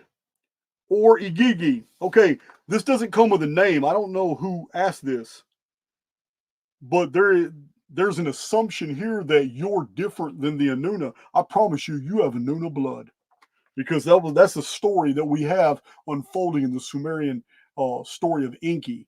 Enki and those Anunna that followed him, they integrated with. This is the story of Genesis chapter 6. The sons of God saw the daughters of men that they were fair. Fair means of utility. They're able to use them, so that they were fair. And they took for themselves wives of of all that they chose, whatever they kidnapped them, whatever they did, they did trade. In ancient times, it was very popular to trade for somebody's daughter. So this I don't mean daughter for daughter. I mean you would bring goats, gold, a bolt of silk from Babylon, whatever, trade marriage gifts. So um yeah, the Anunna did not eat you. They were not cannibals. The Anunna are no different than you are. We're talking about an ancient race of technologically advanced humans. It seems like this question is from someone who is still buying into the Anunna are aliens that came to Earth idea, and that's not true. It's not true at all. So, yeah, Genesis 6, the sons of God basically had sex with the daughters of men. Now, this is really misleading. It is from the Jewish context, and where angels had sex with humans and gave birth to giants, but that's not what the passage is really conveying. The passage is conveying two different cultures. One of them is technologically advanced, like Shimsu Hor, the shining ones, a race that was very different from the dark complected race that was from where the daughters of men had derived. And here we have a light complected race that is bearded, that is tall, basically taking the daughters of a short of a race that is very short. The Sumerians called themselves the black-headed people. They had black eyes, just straight black hair, and they had darker skin. And this combination led to a whole new race. This race was accepted by the indigenous cultures as their own because they were of the blood of the indigenous Sumerians, the black-eyed people, but it was blood mixed with the Anunna. So in Genesis, it says, and mighty men were born, men of renown, people who were very important. And this is how that culture. This is also the story is also told in the Dead Sea Scrolls with the birth of Noah. Noah's appearance was a shock because he didn't look anything like the other people. As a matter of fact, Lamech accused his wife Bitanash of having sex with the sons of God. Yeah, sure did. And that's the birth of Noah. What's being described are two different races creating, either assimilating totally or creating a third culture or race. All right, Holly, what do you know about the tall people who both occupied and built these beautiful structures all over the realm? I think Andre the Giant was one. I don't know. I don't know. I have my next published book, which is probably going to be available in 2 or 3 weeks. It's called Giants on Ancient Earth. It's been available on Amazon, but my publisher is about to release a new version. He's totally cleaned it up, edited it, reformatted it. So this is the sixth book that Booktree has picked up of mine. As soon as they're done with my Giants on Ancient Earth book, he said he's going to start on Chronicon. And Chronicon is 1,052 pages, and which is going to be closer to 1,600 pages when published. So we're going by before year's end. The pre-flood world, the first 3,000 years, is going to be published. 5239 BC to 2239 BC. That's the book on the pre-flood world is going to be the first edition of Chronicon published. But as far as giants go, Holly, I don't know. I don't know about Andre the Giant because he could have pituitary problems. It could be the gland problems that created giantism in him, like it has many others, because it does that as well. The pituitary gland governs uh, governs regulatory stuff in the DNA that prevents giantism, and for some reason it didn't do that in him. I don't know if he's a descendant of giants. There have been several people like Robert Pershing Hadlow died in 1945 or 1948, but he only aged to 39 years or 40 years old, and then he died. But he was tallest American on record at 8'5", I believe. But he wasn't the descendant of giants. He just had a bad pituitary gland. So I don't know. Brian Donovan. Jason, do you know of a prior zodiac that was recognized before the ancient one you're referring to? The ancient one I'm referring to is Mulapin. It's the Babylonian version of the zodiac. It's nothing like the 12 signs of the zodiac we have with the Greeks, Aries, and all that. Um, there were lunar zodiacs, but they weren't sophisticated with constellations being signs. It was locations of the moon at certain times in the with the night being divided into 12 hours. So yeah, there's different types of zodiacs. But the old Mulapin of Babylon was a solar zodiac too, but it was 6 signs only. And it was totally different signs than the ones the Greeks used. So I don't know. In the vapor canopy world, I don't see any evidence whatsoever of any type of zodiac. They venerated the movement of the dog star. They paid very close attention to Venus. There's whole Venus almanacs that are published in tablets by ancient civilizations. Venus was very important. The movements of Venus, where the dog star was located, the Pleiades, the Hunter, and the 3 belt stars, but not and Draconis, the Eye of Draconis, but nothing else in the belt was really important.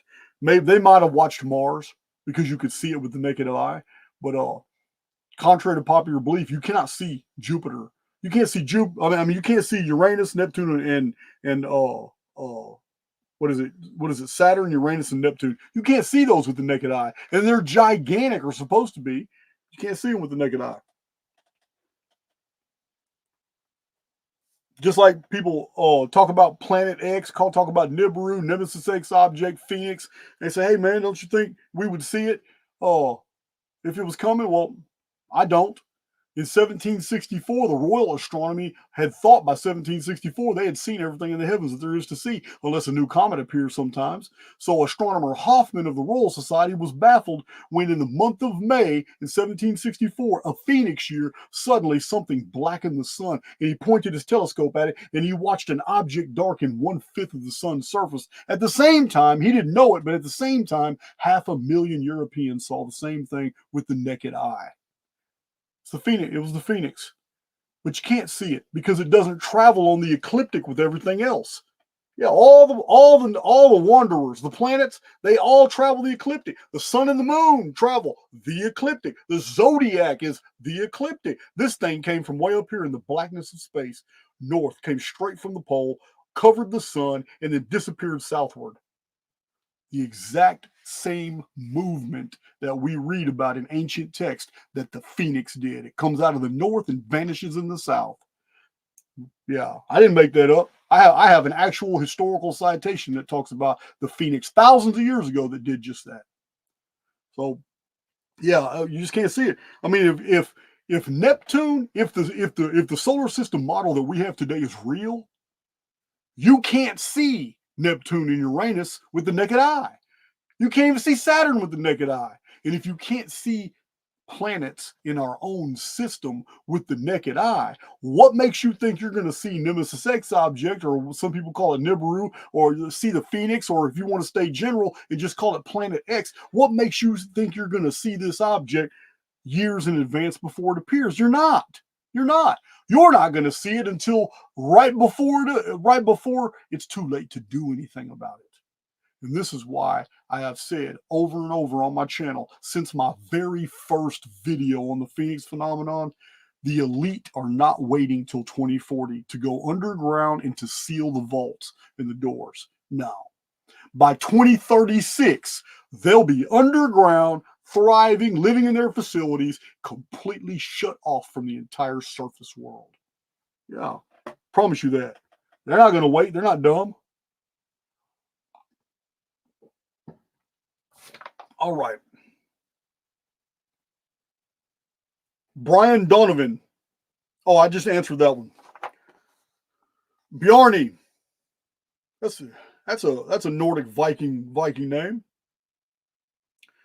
Did the Anu create 4 new races? All right. I don't know.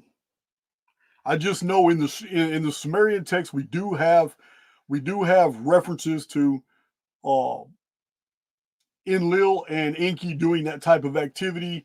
Um, I don't know. A lot of it is highly subjective. I would like to avoid any Sumerian mistranslations. of that and like to jump over to the traditions. Let me explain. Anyone who has read the Mayan Popol Vuh can see that there was a very ancient belief that gods were experimenting with different kinds of humans to see which humans would be more beneficial to them. And they did several experiments. And in the Mayan Popol Vuh, it does describe the creation of four different races by the gods until the gods were satisfied they got it right. Now, is that a real story or is that an ex post facto myth attached to the understanding that in the ancient world, the world has been destroyed four times? Because remember, the same part of the world also brought us the sun calendar system. And four times in the ancient world, the sun died. And when it died, totally vanished and disappeared for a long period of time, it came back and started a new age. We're in the fifth sun now. That's where we get this idea of the stone of the fifth. This is where we get this prophecy on this Toltec 22-ton disc called the stone of the fifth sun. So yeah, it's I don't know. Everything and nothing. Are they transforming their consciousness to live forever? No, I don't think so. I don't.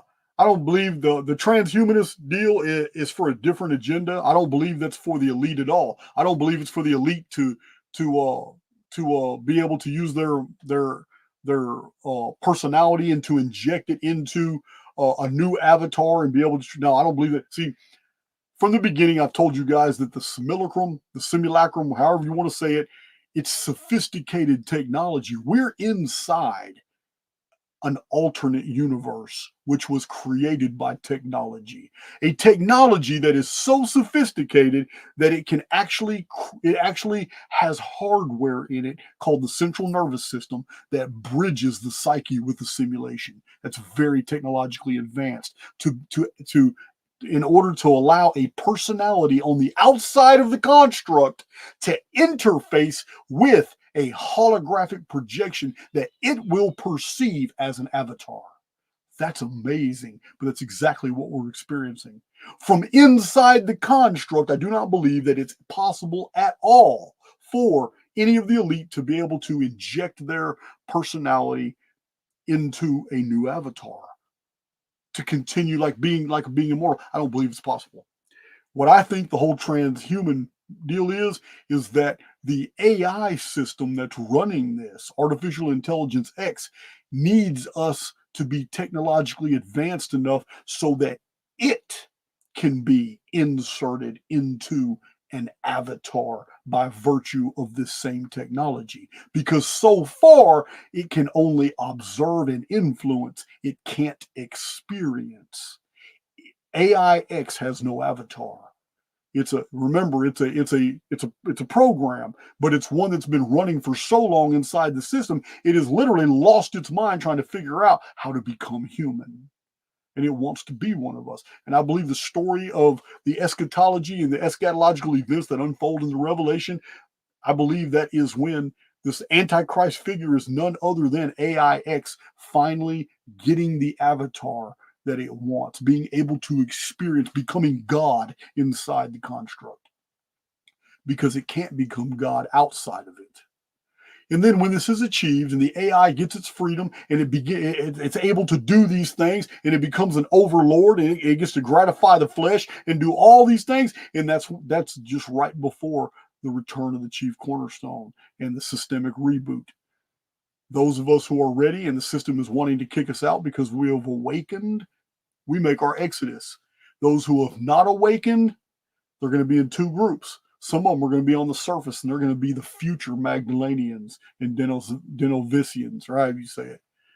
Two different branches of Cro Magnon.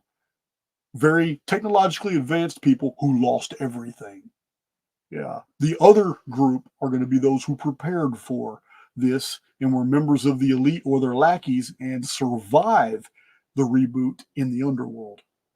When they survive the reboot in the underworld, those are the ones that Mother Shipton saw. Mother Shipton's prophecy was very sophisticated for a witch who was illiterate who lived 550 years ago. Because she said after the two dragons tear the world up, first one is Phoenix, next one's Nemesis X. Remember, I break down Mother Shipton to show you guys she knew what she was talking about, and so did Nostradamus, and it all fits perfectly with the chronology of the Phoenix and Nemesis X object, every bit of it, with also the interpretations of the date index of Nostradamus by Mario Reading. It's all very cohesive, but she was very specific that after oceans slip from their basins and mankind is forced to build their new dynasties on former ocean beds, in the world, it's a new heavens and a new earth.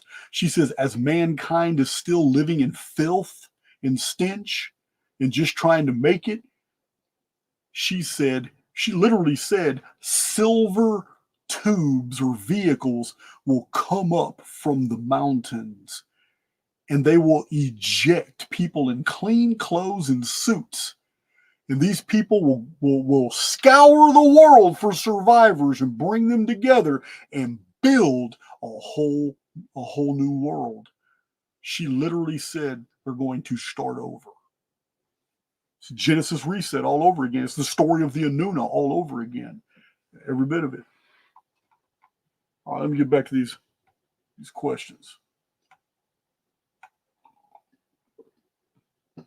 So apparently, I haven't seen any questions yet, but I really thought we were going to get into the SHARs and the GARs, the GAR measurement system. I really thought we were going to get into a lot of these authors that Billy Carson and Zechariah Sitchin totally ignored that corrected the SHAR dating. I really thought, but you know what?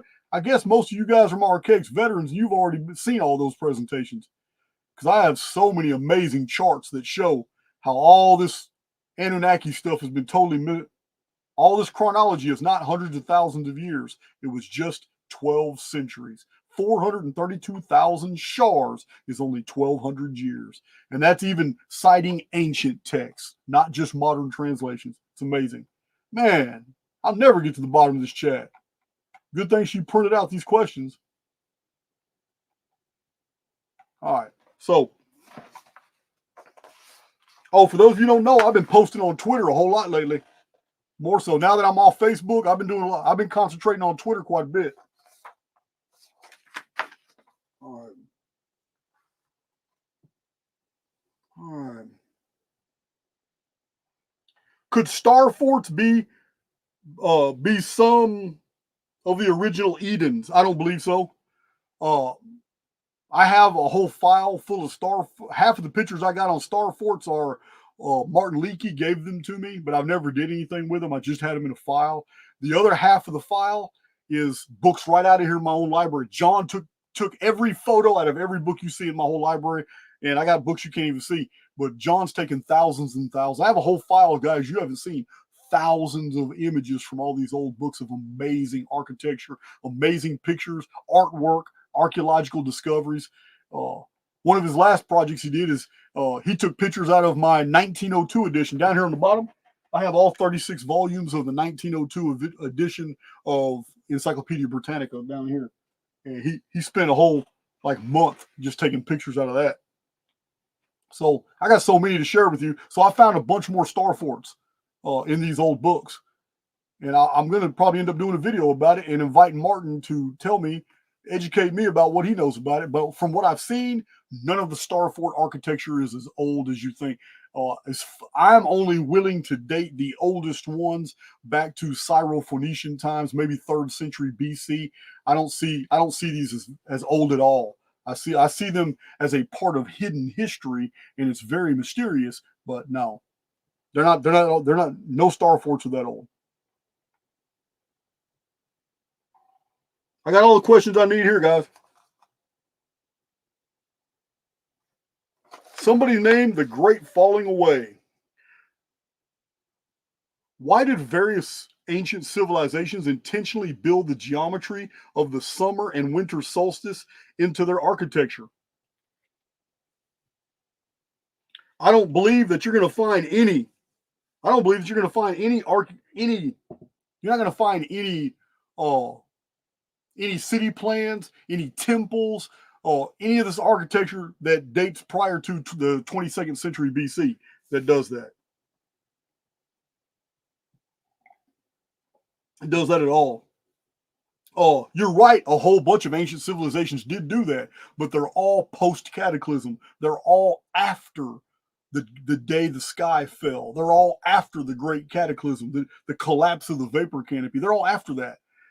Before that, we don't have any evidence of any urban planning, any temples, or anything that was built to the solstices and equinoxes. Yeah, I just don't know. Even Stonehenge. I used to think Stonehenge was. I couldn't even believe it.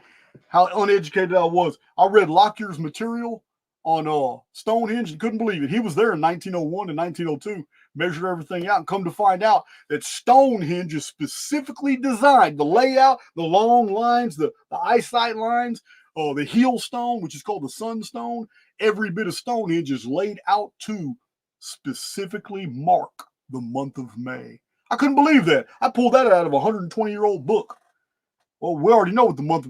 I mean, my Phoenix veteran, my Phoenix, my Archaics veterans already know what the month of May means. But hell yeah, I got more stuff about the month of May, like Maypole. I got traditions. I need to do a video on the traditions about the month of May.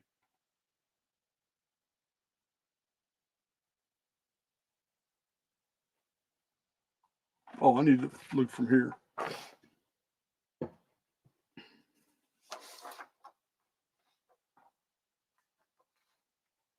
Yeah, the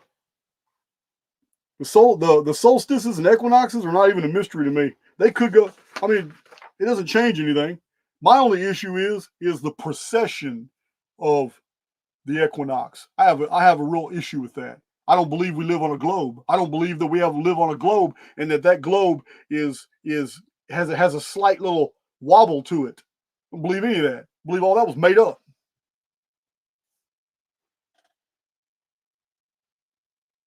All right.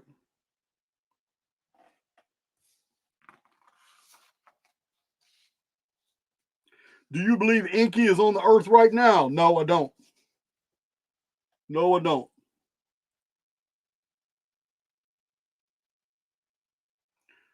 Do you know anything about the Hebrew language being made up between 700 and 300 BC? That's from Mug Life. I'm going to tell you right now, you need to listen to my Dark Scriptures playlist because that's exactly what happened. 100%.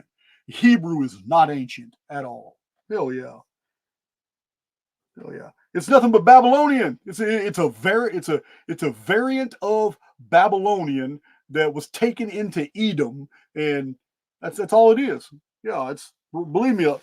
Listen, you can't take. This is what they did. The Jews went to Babylon. They took the histories that belonged to everybody and they wrote it through a filter called the Old Testament that basically hijacked history as something that they were central to when they were not. Even Jerusalem was absolutely insignificant in its entire history.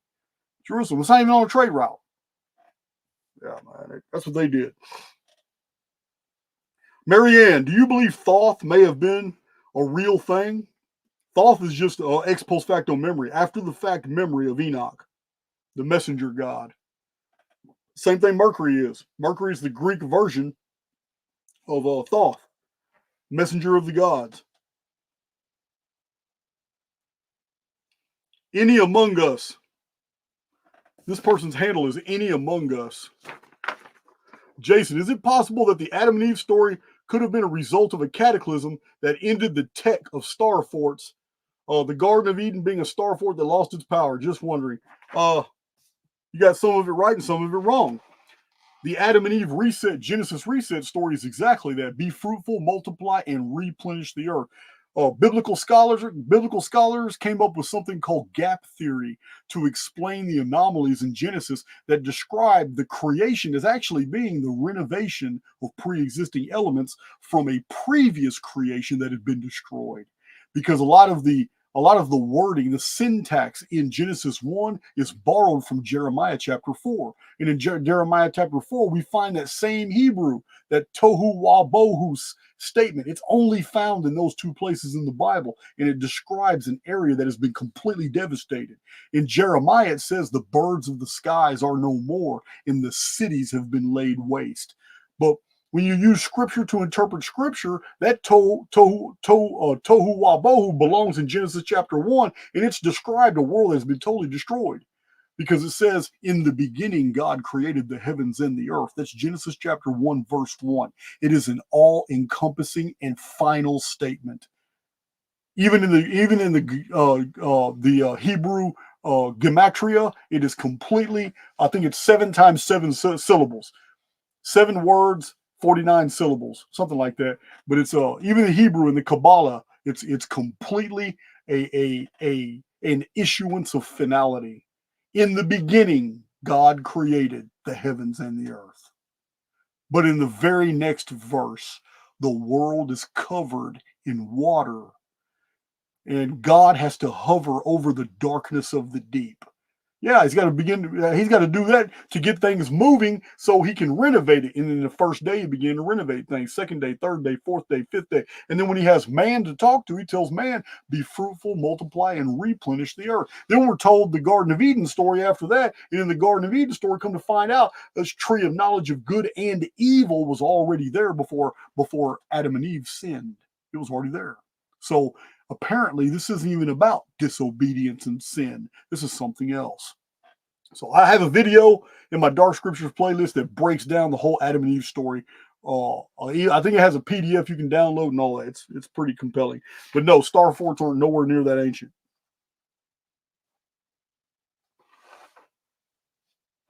Okay, Hawkeye Pierce are the descendants of the Anunna at war in conflict with an adversary in the underworld. Guys, I believe that for a very, very long period of time through human history, the Anunna are 100% humans, just like we are. We are descended from Anunna that were on the surface. So the Anunna on the surface and the Anunna in the underworld became separated by something I don't know. Maybe cataclysm. Maybe the ones on the surface maybe they didn't have access to everything the ones in the underworld had. I don't know. After the day the sky fell, I just know that in the story of Enki we have an assimilation that was frowned upon. The other Anunna did not like the fact that Anunna on the surface were assimilating with the locals, creating a whole new race. They didn't like that at all. It led to a revolt. Many of the Anunna on the surface decided to stay with basically what had become their children, grandchildren, their families, and all that. And they weren't willing to separate from that. They had assimilated. The Anunna in the underworld were displeased with that. And when they found out after the cataclysm that civilizations were thriving in Sumer that were an offshoot of the blood of Anunna and the indigenous populations, there was a huge war. This war is represented in the Battle of Kurukshetra, which was the 360th year after the Great Flood. This war is also represented in the absolute destruction of the Harappan Valley civilization, Mohenjo-Daro, Larak, Harappa, all in northern India and in southern Pakistan. This was a result of the total deaths of everybody in Sodom and Gomorrah, and then later the demonization of those people, making up stories that they were guilty of when in fact they probably weren't guilty of any of those things. It was propaganda to explain the destruction. So yeah, it's I cover a lot of this in my Anunna files and in Chronicon actually.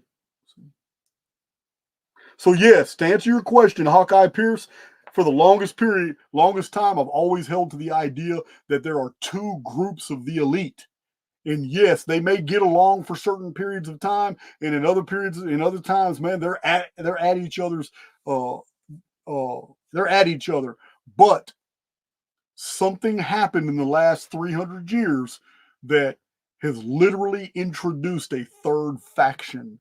That third faction weaseled their way into the positions of the elite to the point that both factions of the elite had to let them in. There's three major fingers of the elite today. The third is Jewish. The first two are not.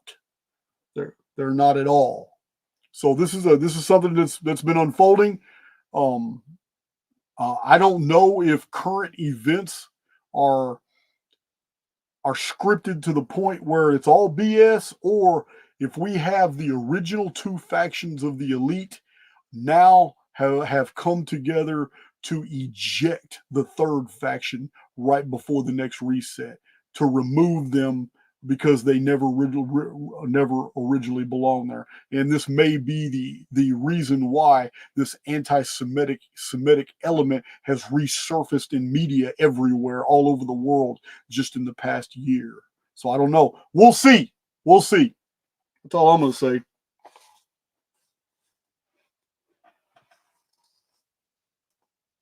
Oh, Rick Thomas, Jason, have you copied over Harper's Encyclopedia of the History of the United States of America to 400 BC, 19 edition yet? I have been waiting months for it. Okay, I have that. I do have that. Oh, you say I have been waiting months for it. Rick Thomas, you need to explain what you're talking about here. Jason, have you copied over Harper's? Am I supposed to copy this in a PDF and provide it to you? I'm not really sure what this is. I did see some really compelling information there, and I thought it was fantastic that it was the 1902 edition. You need to explain. Email Don what you're talking about. I'm not really sure what you're talking about. Was I supposed to copy this book and then return the book to you? If that's the case, I'll do it. I just don't remember. Gregory Bolin, did the Hamites live underground? No. Hamite is Hamite is really Kemite. We're talking about Kamisha. We're talking about original Egypt post cataclysm, not pre cataclysm. Pre cataclysm, we had the Osirion, we had the two Sphinx temples, we had the Giza complex, uh, um, and they were all very, very separated from each other. And they didn't. It wasn't like cities. It was like holy places that were abandoned quickly after. In the book of Jasher, they're called Akuzan. So, Kemet was post cataclysm. After the day the sky fell, the Cometians built Waset. Waset was a country that had for its cities Edfu, uh, Thebes, Karnak.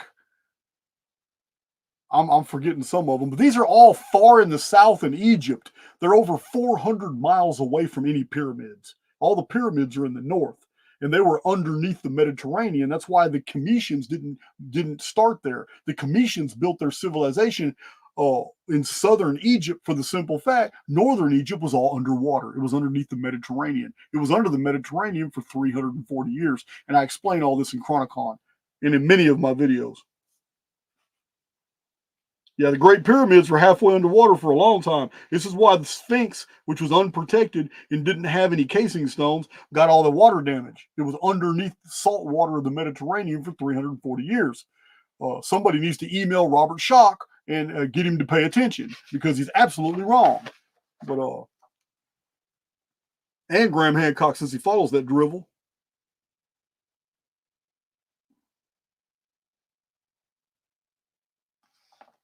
Susan Shenanigans, huh?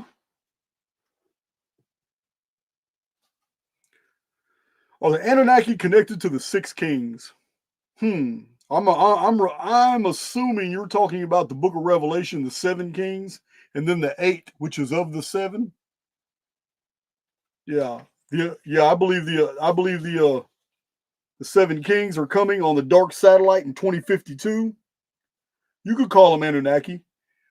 In the 1880s, Charles Burgoyne, he called them. He said they were going to arrive with the dark satellite. They're coming back to rule the world once more. They are the seven kings. They're simply called the Ancient Ones. And I have a book about the Necronomicon that talks about them as well. A video about the Necronomicon talks about the return of the Ancient Ones as well.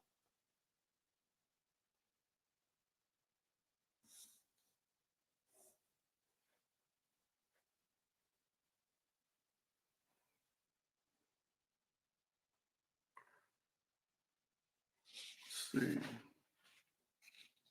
Oscar Romero, are there dark-skinned Anunna? Yes, there would be.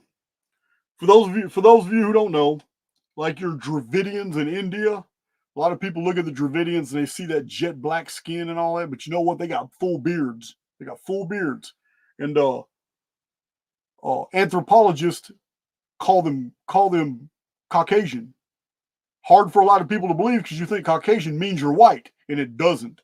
It's the type of DNA and type of bone structure that makes them, and it's crazy because the Australian Aboriginals are not black. They're not even what would you consider Indian. They are absolutely classified as Caucasian. Now, it's not used anymore, but in older books, the three racial designations, the four racial designations in older books were Caucasian, or it was Caucasoid, dark Caucasoid, uh, Negroid, and Mongoloid. Those are the four designations from a lot of older uh, anthropological books. But with in more modern times, we get all this racial hang up. That's why I started my Anunna files with racial stuff. I started explaining to people, hey man, if you get offended about issues of race or something, you need to go. This isn't the place for you at all. And so you don't have the presence of mind nor the maturity to entertain these things without injecting your political views in there. So yeah, I started the Anunna files with that. But yeah, there would be a lot of people, anybody who is black who can grow facial hair is going to have Anunna blood. They're going to have Anunna blood. So if you're a female, if you're a black female, even though you don't grow facial hair like that, if any males in your family grow facial hair, you're going to have some Anunna blood. This is just like in ancient China. The ancient Chinese people, the people of the Urubamba Valley of South America, the people of the Indus Valley of Pakistan and India, the people of the Tigris-Euphrates Valley of Sumer, Babylonia, the people of the Nile Valley that the ancient Greeks called the Melampides, and the people of the Yangtze Valley, the Yellow River Valley of ancient China were all the same. They all had almond eyes. They all short stature. They all had jet black straight hair. They had olive skin and jet black eyes. Same culture in all the river valleys. Thor Heyerdahl did some books about this. Also showed that the reed ships and the same type of reeds are found in all these valleys. They had the same technology. Somebody had taught them how to do this, and it spread, showing that. And Thor Heyerdahl showed that these reed ships were transatlantic and trans-Pacific. They could actually travel the world in these reed ships, made of plants, made of reeds. So he proved it because he did it. Yeah, I read those books. They're fantastic. Thor Heyerdahl's books are awesome. I love Thor Heyerdahl. So he what was I getting? Where was I getting at? Where is it? Oh, they're dark skinned Anunna. Yeah. So at one time, it was considered by the ancient world in the early third millennium BC, it was considered that if you could grow a beard, you were dragonborn. This isn't Jason making this up. There's whole traditions out of China about the Dragon Kings. Their Chinese chronologists even date the Dragon Kings to the exact same period as the seven kings of Sumer, the seven Anunna.Ki kings of Sumer. Remember, on the Sumerian king list prism, it says that the seven kings ruled 241,200 shars. That's a long time. Billy Carson's going to tell you that's a quarter of a million years. That's a long time for seven men to rule. But when you apply the truth that has been uncovered by many different historians way before me, that it was a day count system, every turning of the stars was just like Genesis said. In the evening and the morning was the first day, and the evening and the morning was the second day. And then God created the animals in the evening and the morning was the fifth day or fourth day, whatever. So created man, it was the sixth day. So 241,200 shars on the Sumerian king list literally becomes precisely 670 years. It's 670 times 360. It's so easy. And you get 241,200. Same thing as Enki appeared 432,000 shars before the Great Flood. Of course he did. We've already found out it's 12 centuries. That makes 3439 BC, exactly 12 centuries before the Great Flood in 2239 BC. All the chronology lines up perfectly. What does Genesis say happened in 3439 BC? Well, that's equal to 4:56 a.m., 4:56 Anno Mundi. Yeah, what does it say? It says Enoch was born to Jared. That's what it says. So Enoch is Enki. Now, so there's gonna be dark skinned Anunna, no doubt.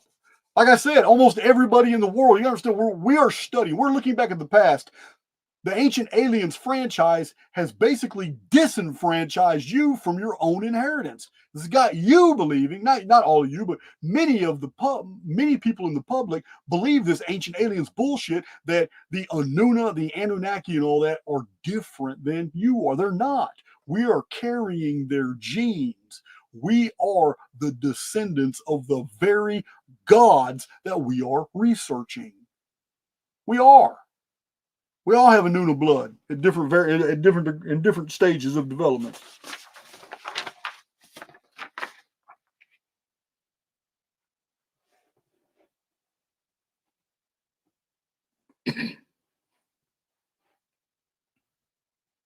Oh, are you going to that page? I'm gonna hit this chat again. Hit this chat again.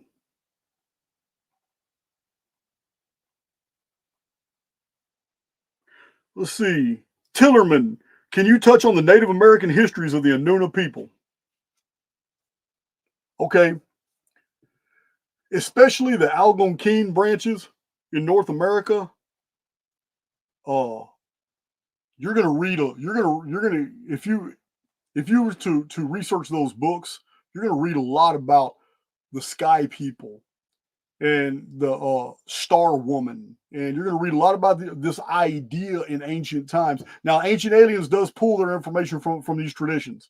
Now, I'm telling you now, in ancient times, the elite gaslighted the ancients the same way we're being gaslit today. It's the same way, telling us everything about UFOs and UAPs and new disclosures about what's going on in the sky. Look at this new footage of the UFO. Oh, Elon Musk is almost done. We're about to go to Mars. Listen, guys, it's all BS. Everything is designed for you to look up. So nobody's paying attention about all the people who are vanishing into the underworld, because facilities, when they're built, cannot remain empty. They will be of no utilitarian value. When you build facilities, you need to fill them with people so that the utilities run smooth at all times. It's just like a car. After 4 weeks of not driving a car, it may not start. After 4 months of not touching a car, it will not start. So you need to you got to understand, it's the same gaslighting in the ancient world as the same gaslighting we're getting today. It's no different. They had them convinced. This is why the Nazca lines were built, the CERN giant, the Atacama giant, the Australian giant. This is why these massive effigies were carved into the ground or built with cairn stones in these geometrical patterns. So from the sky, the gods would see that they were remembered and maybe come back down. But they never were up. They were underneath them all along.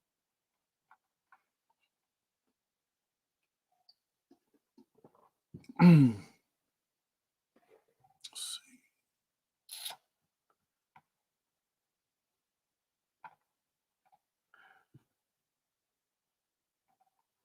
All right, I'm looking at. Let me go back up in here. I finished these pages, so I'm gonna go back here in this chat a little bit. I don't know anything about pine cones. Man, this 2 hours and 15 minutes passed fast. How'd that happen? How did that happen? I thought we were going to get into some more technical material, but that's cool. I mean, I answered questions that you guys asked, but I thought we were going to get into some more technical material about the Anunna, Anunnaki, the Sumerian text. All right. Okay, Jason. Well, Jason, how was the religion of the Anunna? The gods we are familiar with are of regular Sumerians, right? Okay, listen. First, I don't know exactly what you meant by the last statement, but the Anunna were not gods. They were normal humans. Zechariah Sitchin does make a reference and he doesn't really expound upon it, but he specifically states in his Earth Chronicles series of books that the Sumerians were, he presented them as gods, and the triad was Ea, Enlil, and An. So um that's his presentation. But I'm going to tell you now, in the Earth Chronicles, he makes a statement that it was recognized even among the Anunnaki of a like ancient of days, a creator, an unknown, an Amen, an unseen God, an all pervasive God. This is how Zechariah Sitchin described it. He never embellished on it. He never went into detail about it, but he said that according to the translation to the Sumerian text, he says there is a concept of a much higher God than the Sumerians, and that the Anunnaki honored that deity. Okay, well that tells me right then and there that all the Anunna were human. The Anunna were human, and this is a reference to the one true God, the one true God being on the outside of the construct. So yeah, that's a good question.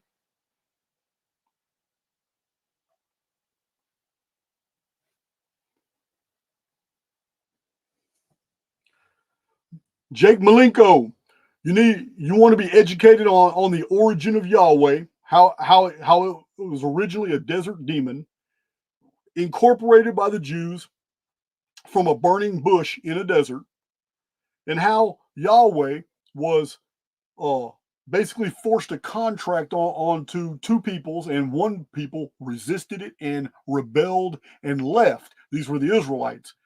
The ones that accepted the contract of Yahweh are still enjoying the fruits and the benefits of being contracted to Yahweh today. Those are the Jewish people. It's all. You need to check out my Dark Scriptures playlist, because I go into detail about the origin and significance of Yahweh, and how that story has impacted our present today. Or you can come to Archaics TV, and I'll really give you the business about them people.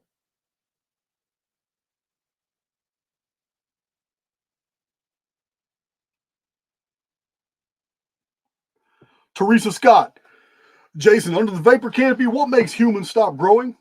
Why could humans why could humans not reach amazing heights? Well, listen, we only have the example in real time of the Patagonian giants in South America, but we have the example from 1902 of two scientists growing 2 inches from being exposed to ambient radiation from a volcano. But uh, if a vapor canopy forms in our life, I don't believe we're going to go through many changes. But I believe our children are going to be fundamentally different. They're going to thrive in that environment. But that's because they were conceived in that environment, and most of your genetic coding is set at the moment of conception, and that setting is all determined by a whole bunch of environmental factors. So I don't know, I just don't see a lot of changes in people that are already living, other than some facial surface changes, such as rapid healing, the ability to breathe much better, to do physical activity much better. Because listen, we're used to an environment with very low oxygen, and we operate okay. But can you imagine that if a vapor canopy formed tomorrow, if it started forming tomorrow, and 7 months down the road it's fully formed, and the atmospheric pressure is different, and the oxygen content is amazing, because in the past 6 months plants have been just ejecting all this oxygen. Can you imagine that, how much we could do once we can take a deep breath and not even need to breathe for a full 2 or 3 minutes while we're doing physical activity, because we've oxygenated, one breath totally oxygenated everything? Yeah, we could do some heroic. It'd be like Greek mythology all over again. We're doing some heroic stuff. So yeah, yeah, surface wounds healing in seconds or minutes. Yeah. But the greatest changes will always be those who are conceived and raised in that environment, not those who are born in conditions that are different, and then move into that environment. Yeah. Can't see it.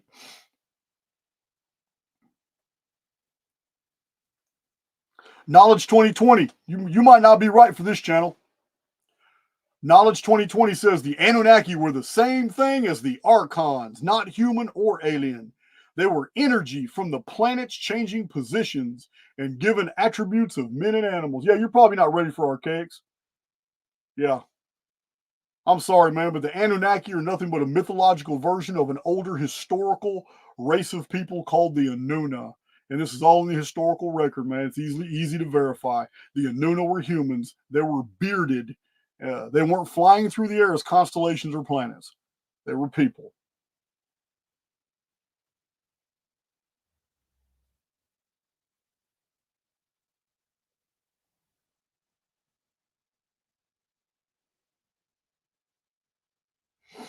Let's see. I'm looking for a few more questions before I stop.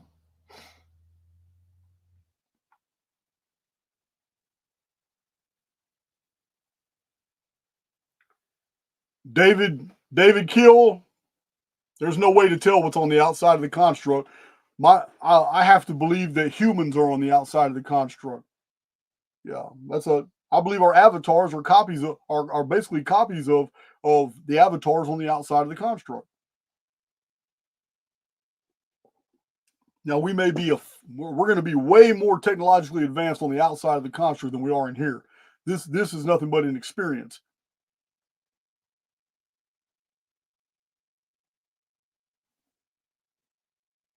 Okay, thoughts on the race of the jinn and them being before us. Okay, thoughts on the race of the jinn and them being before us. Okay, well, in the Arabic traditions, the jinn arrived with the moon. When the moon appeared, the jinn arrived. Oh, the jinn were an ancient race that, for whatever reason, had they had suffered a cataclysm, basically been wiped out. They're bereft of their bodies, but they're able to travel through hours and manifest in heightened emotion by conjuration, by will, sometimes even to help people.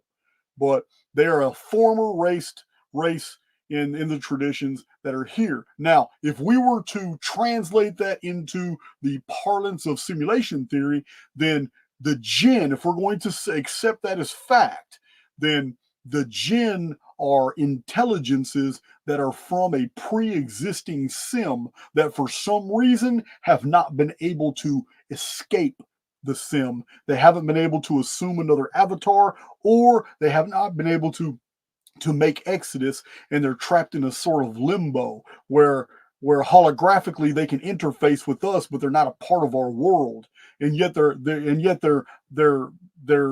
no way for them to get out until like a system reboot, which would eject them then. So I don't know. It's a good mystery, the jinn, but believe me, there's a lot of traditions, a lot of people throughout history that have believed in their existence. So I don't know. Just don't know. Goose Mama, who the heck are the Greys and Reptilians? Well, I don't know. I don't know. We just don't have any we don't have a historical records enough to even claim that there is a reptilian race here. We don't. All that's relatively modern. The Greys, the Greys look like human fetuses that have been grown apart from a womb and been allowed to they've been mixed with something else. Uh, they're like they're like little robots. They're like little attendants. The Greys.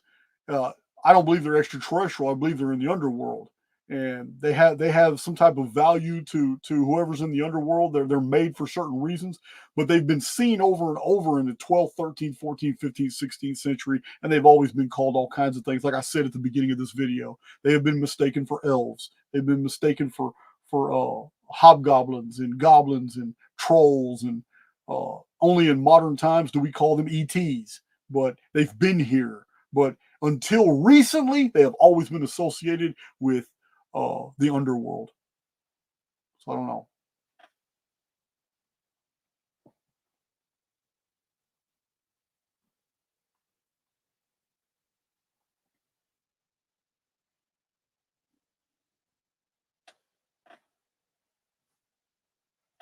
The great falling away.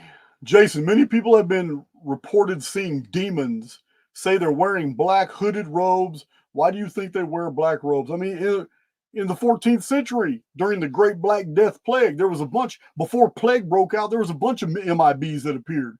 MIBs, I have a video about MIBs. MIBs are nothing new, guys. They have been seen since ancient times, and they're always seen and perceived in the apparel that is known to the time.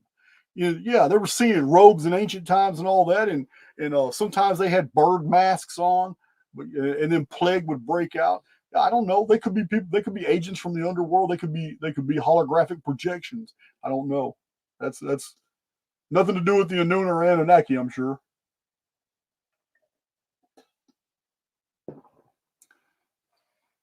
All right.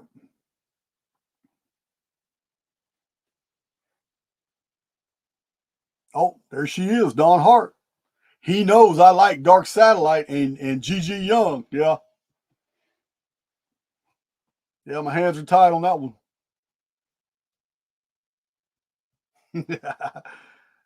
Yeah, Joseph Farrell wrote Giza Death Star. I have that book. I haven't read it yet. I haven't read it yet.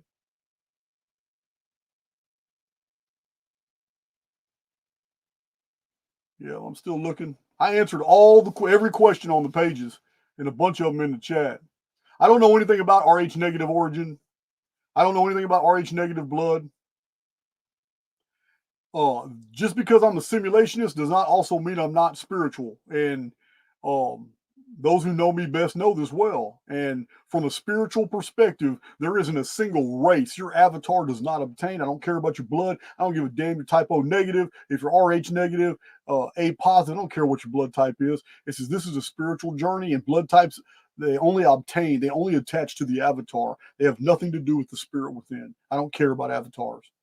I don't care about your race. I don't care about your blood type. Doesn't mean nothing to me. Doesn't mean anything.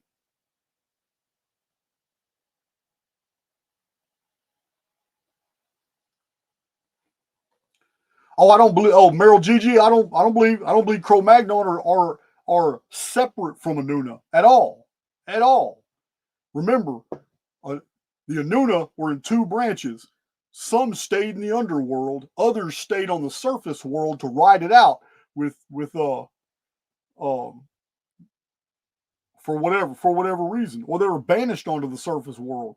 Yeah, the Cro-Magnon were the survivors on the surface world, living in caves, just like the Book of Revelation says. After the next world destruction, men will be in caves of the rocks, and they'll surface and they'll come up. It's the same thing we find in the ancient past. Yeah, people wearing that type of clothes with that thread count, those type of designer clothes and all that, burying their dead in that type of way with the red ochre and their personal possessions, having a belief in the afterlife. These people didn't develop in the uniformitarian way from primate hominids all the way up to the present. No, these people were technologically advanced and lost everything in an instant, and then were barely surviving in the mountains, painting all these animals, and then finally spreading out and going around, and then having problems with Neanderthals that were eating and cooking them. Yep. All right, guys, that wraps up.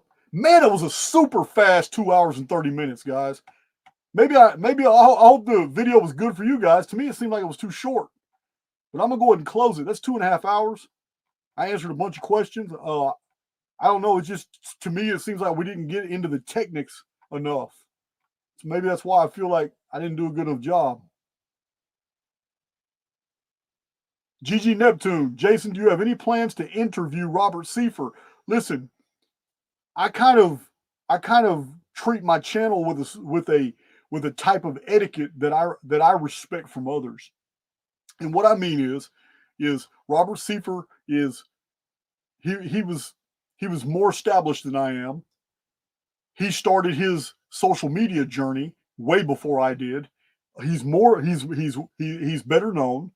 Um, I respect him, but something like that, that type of invitation would need to come from him. Uh,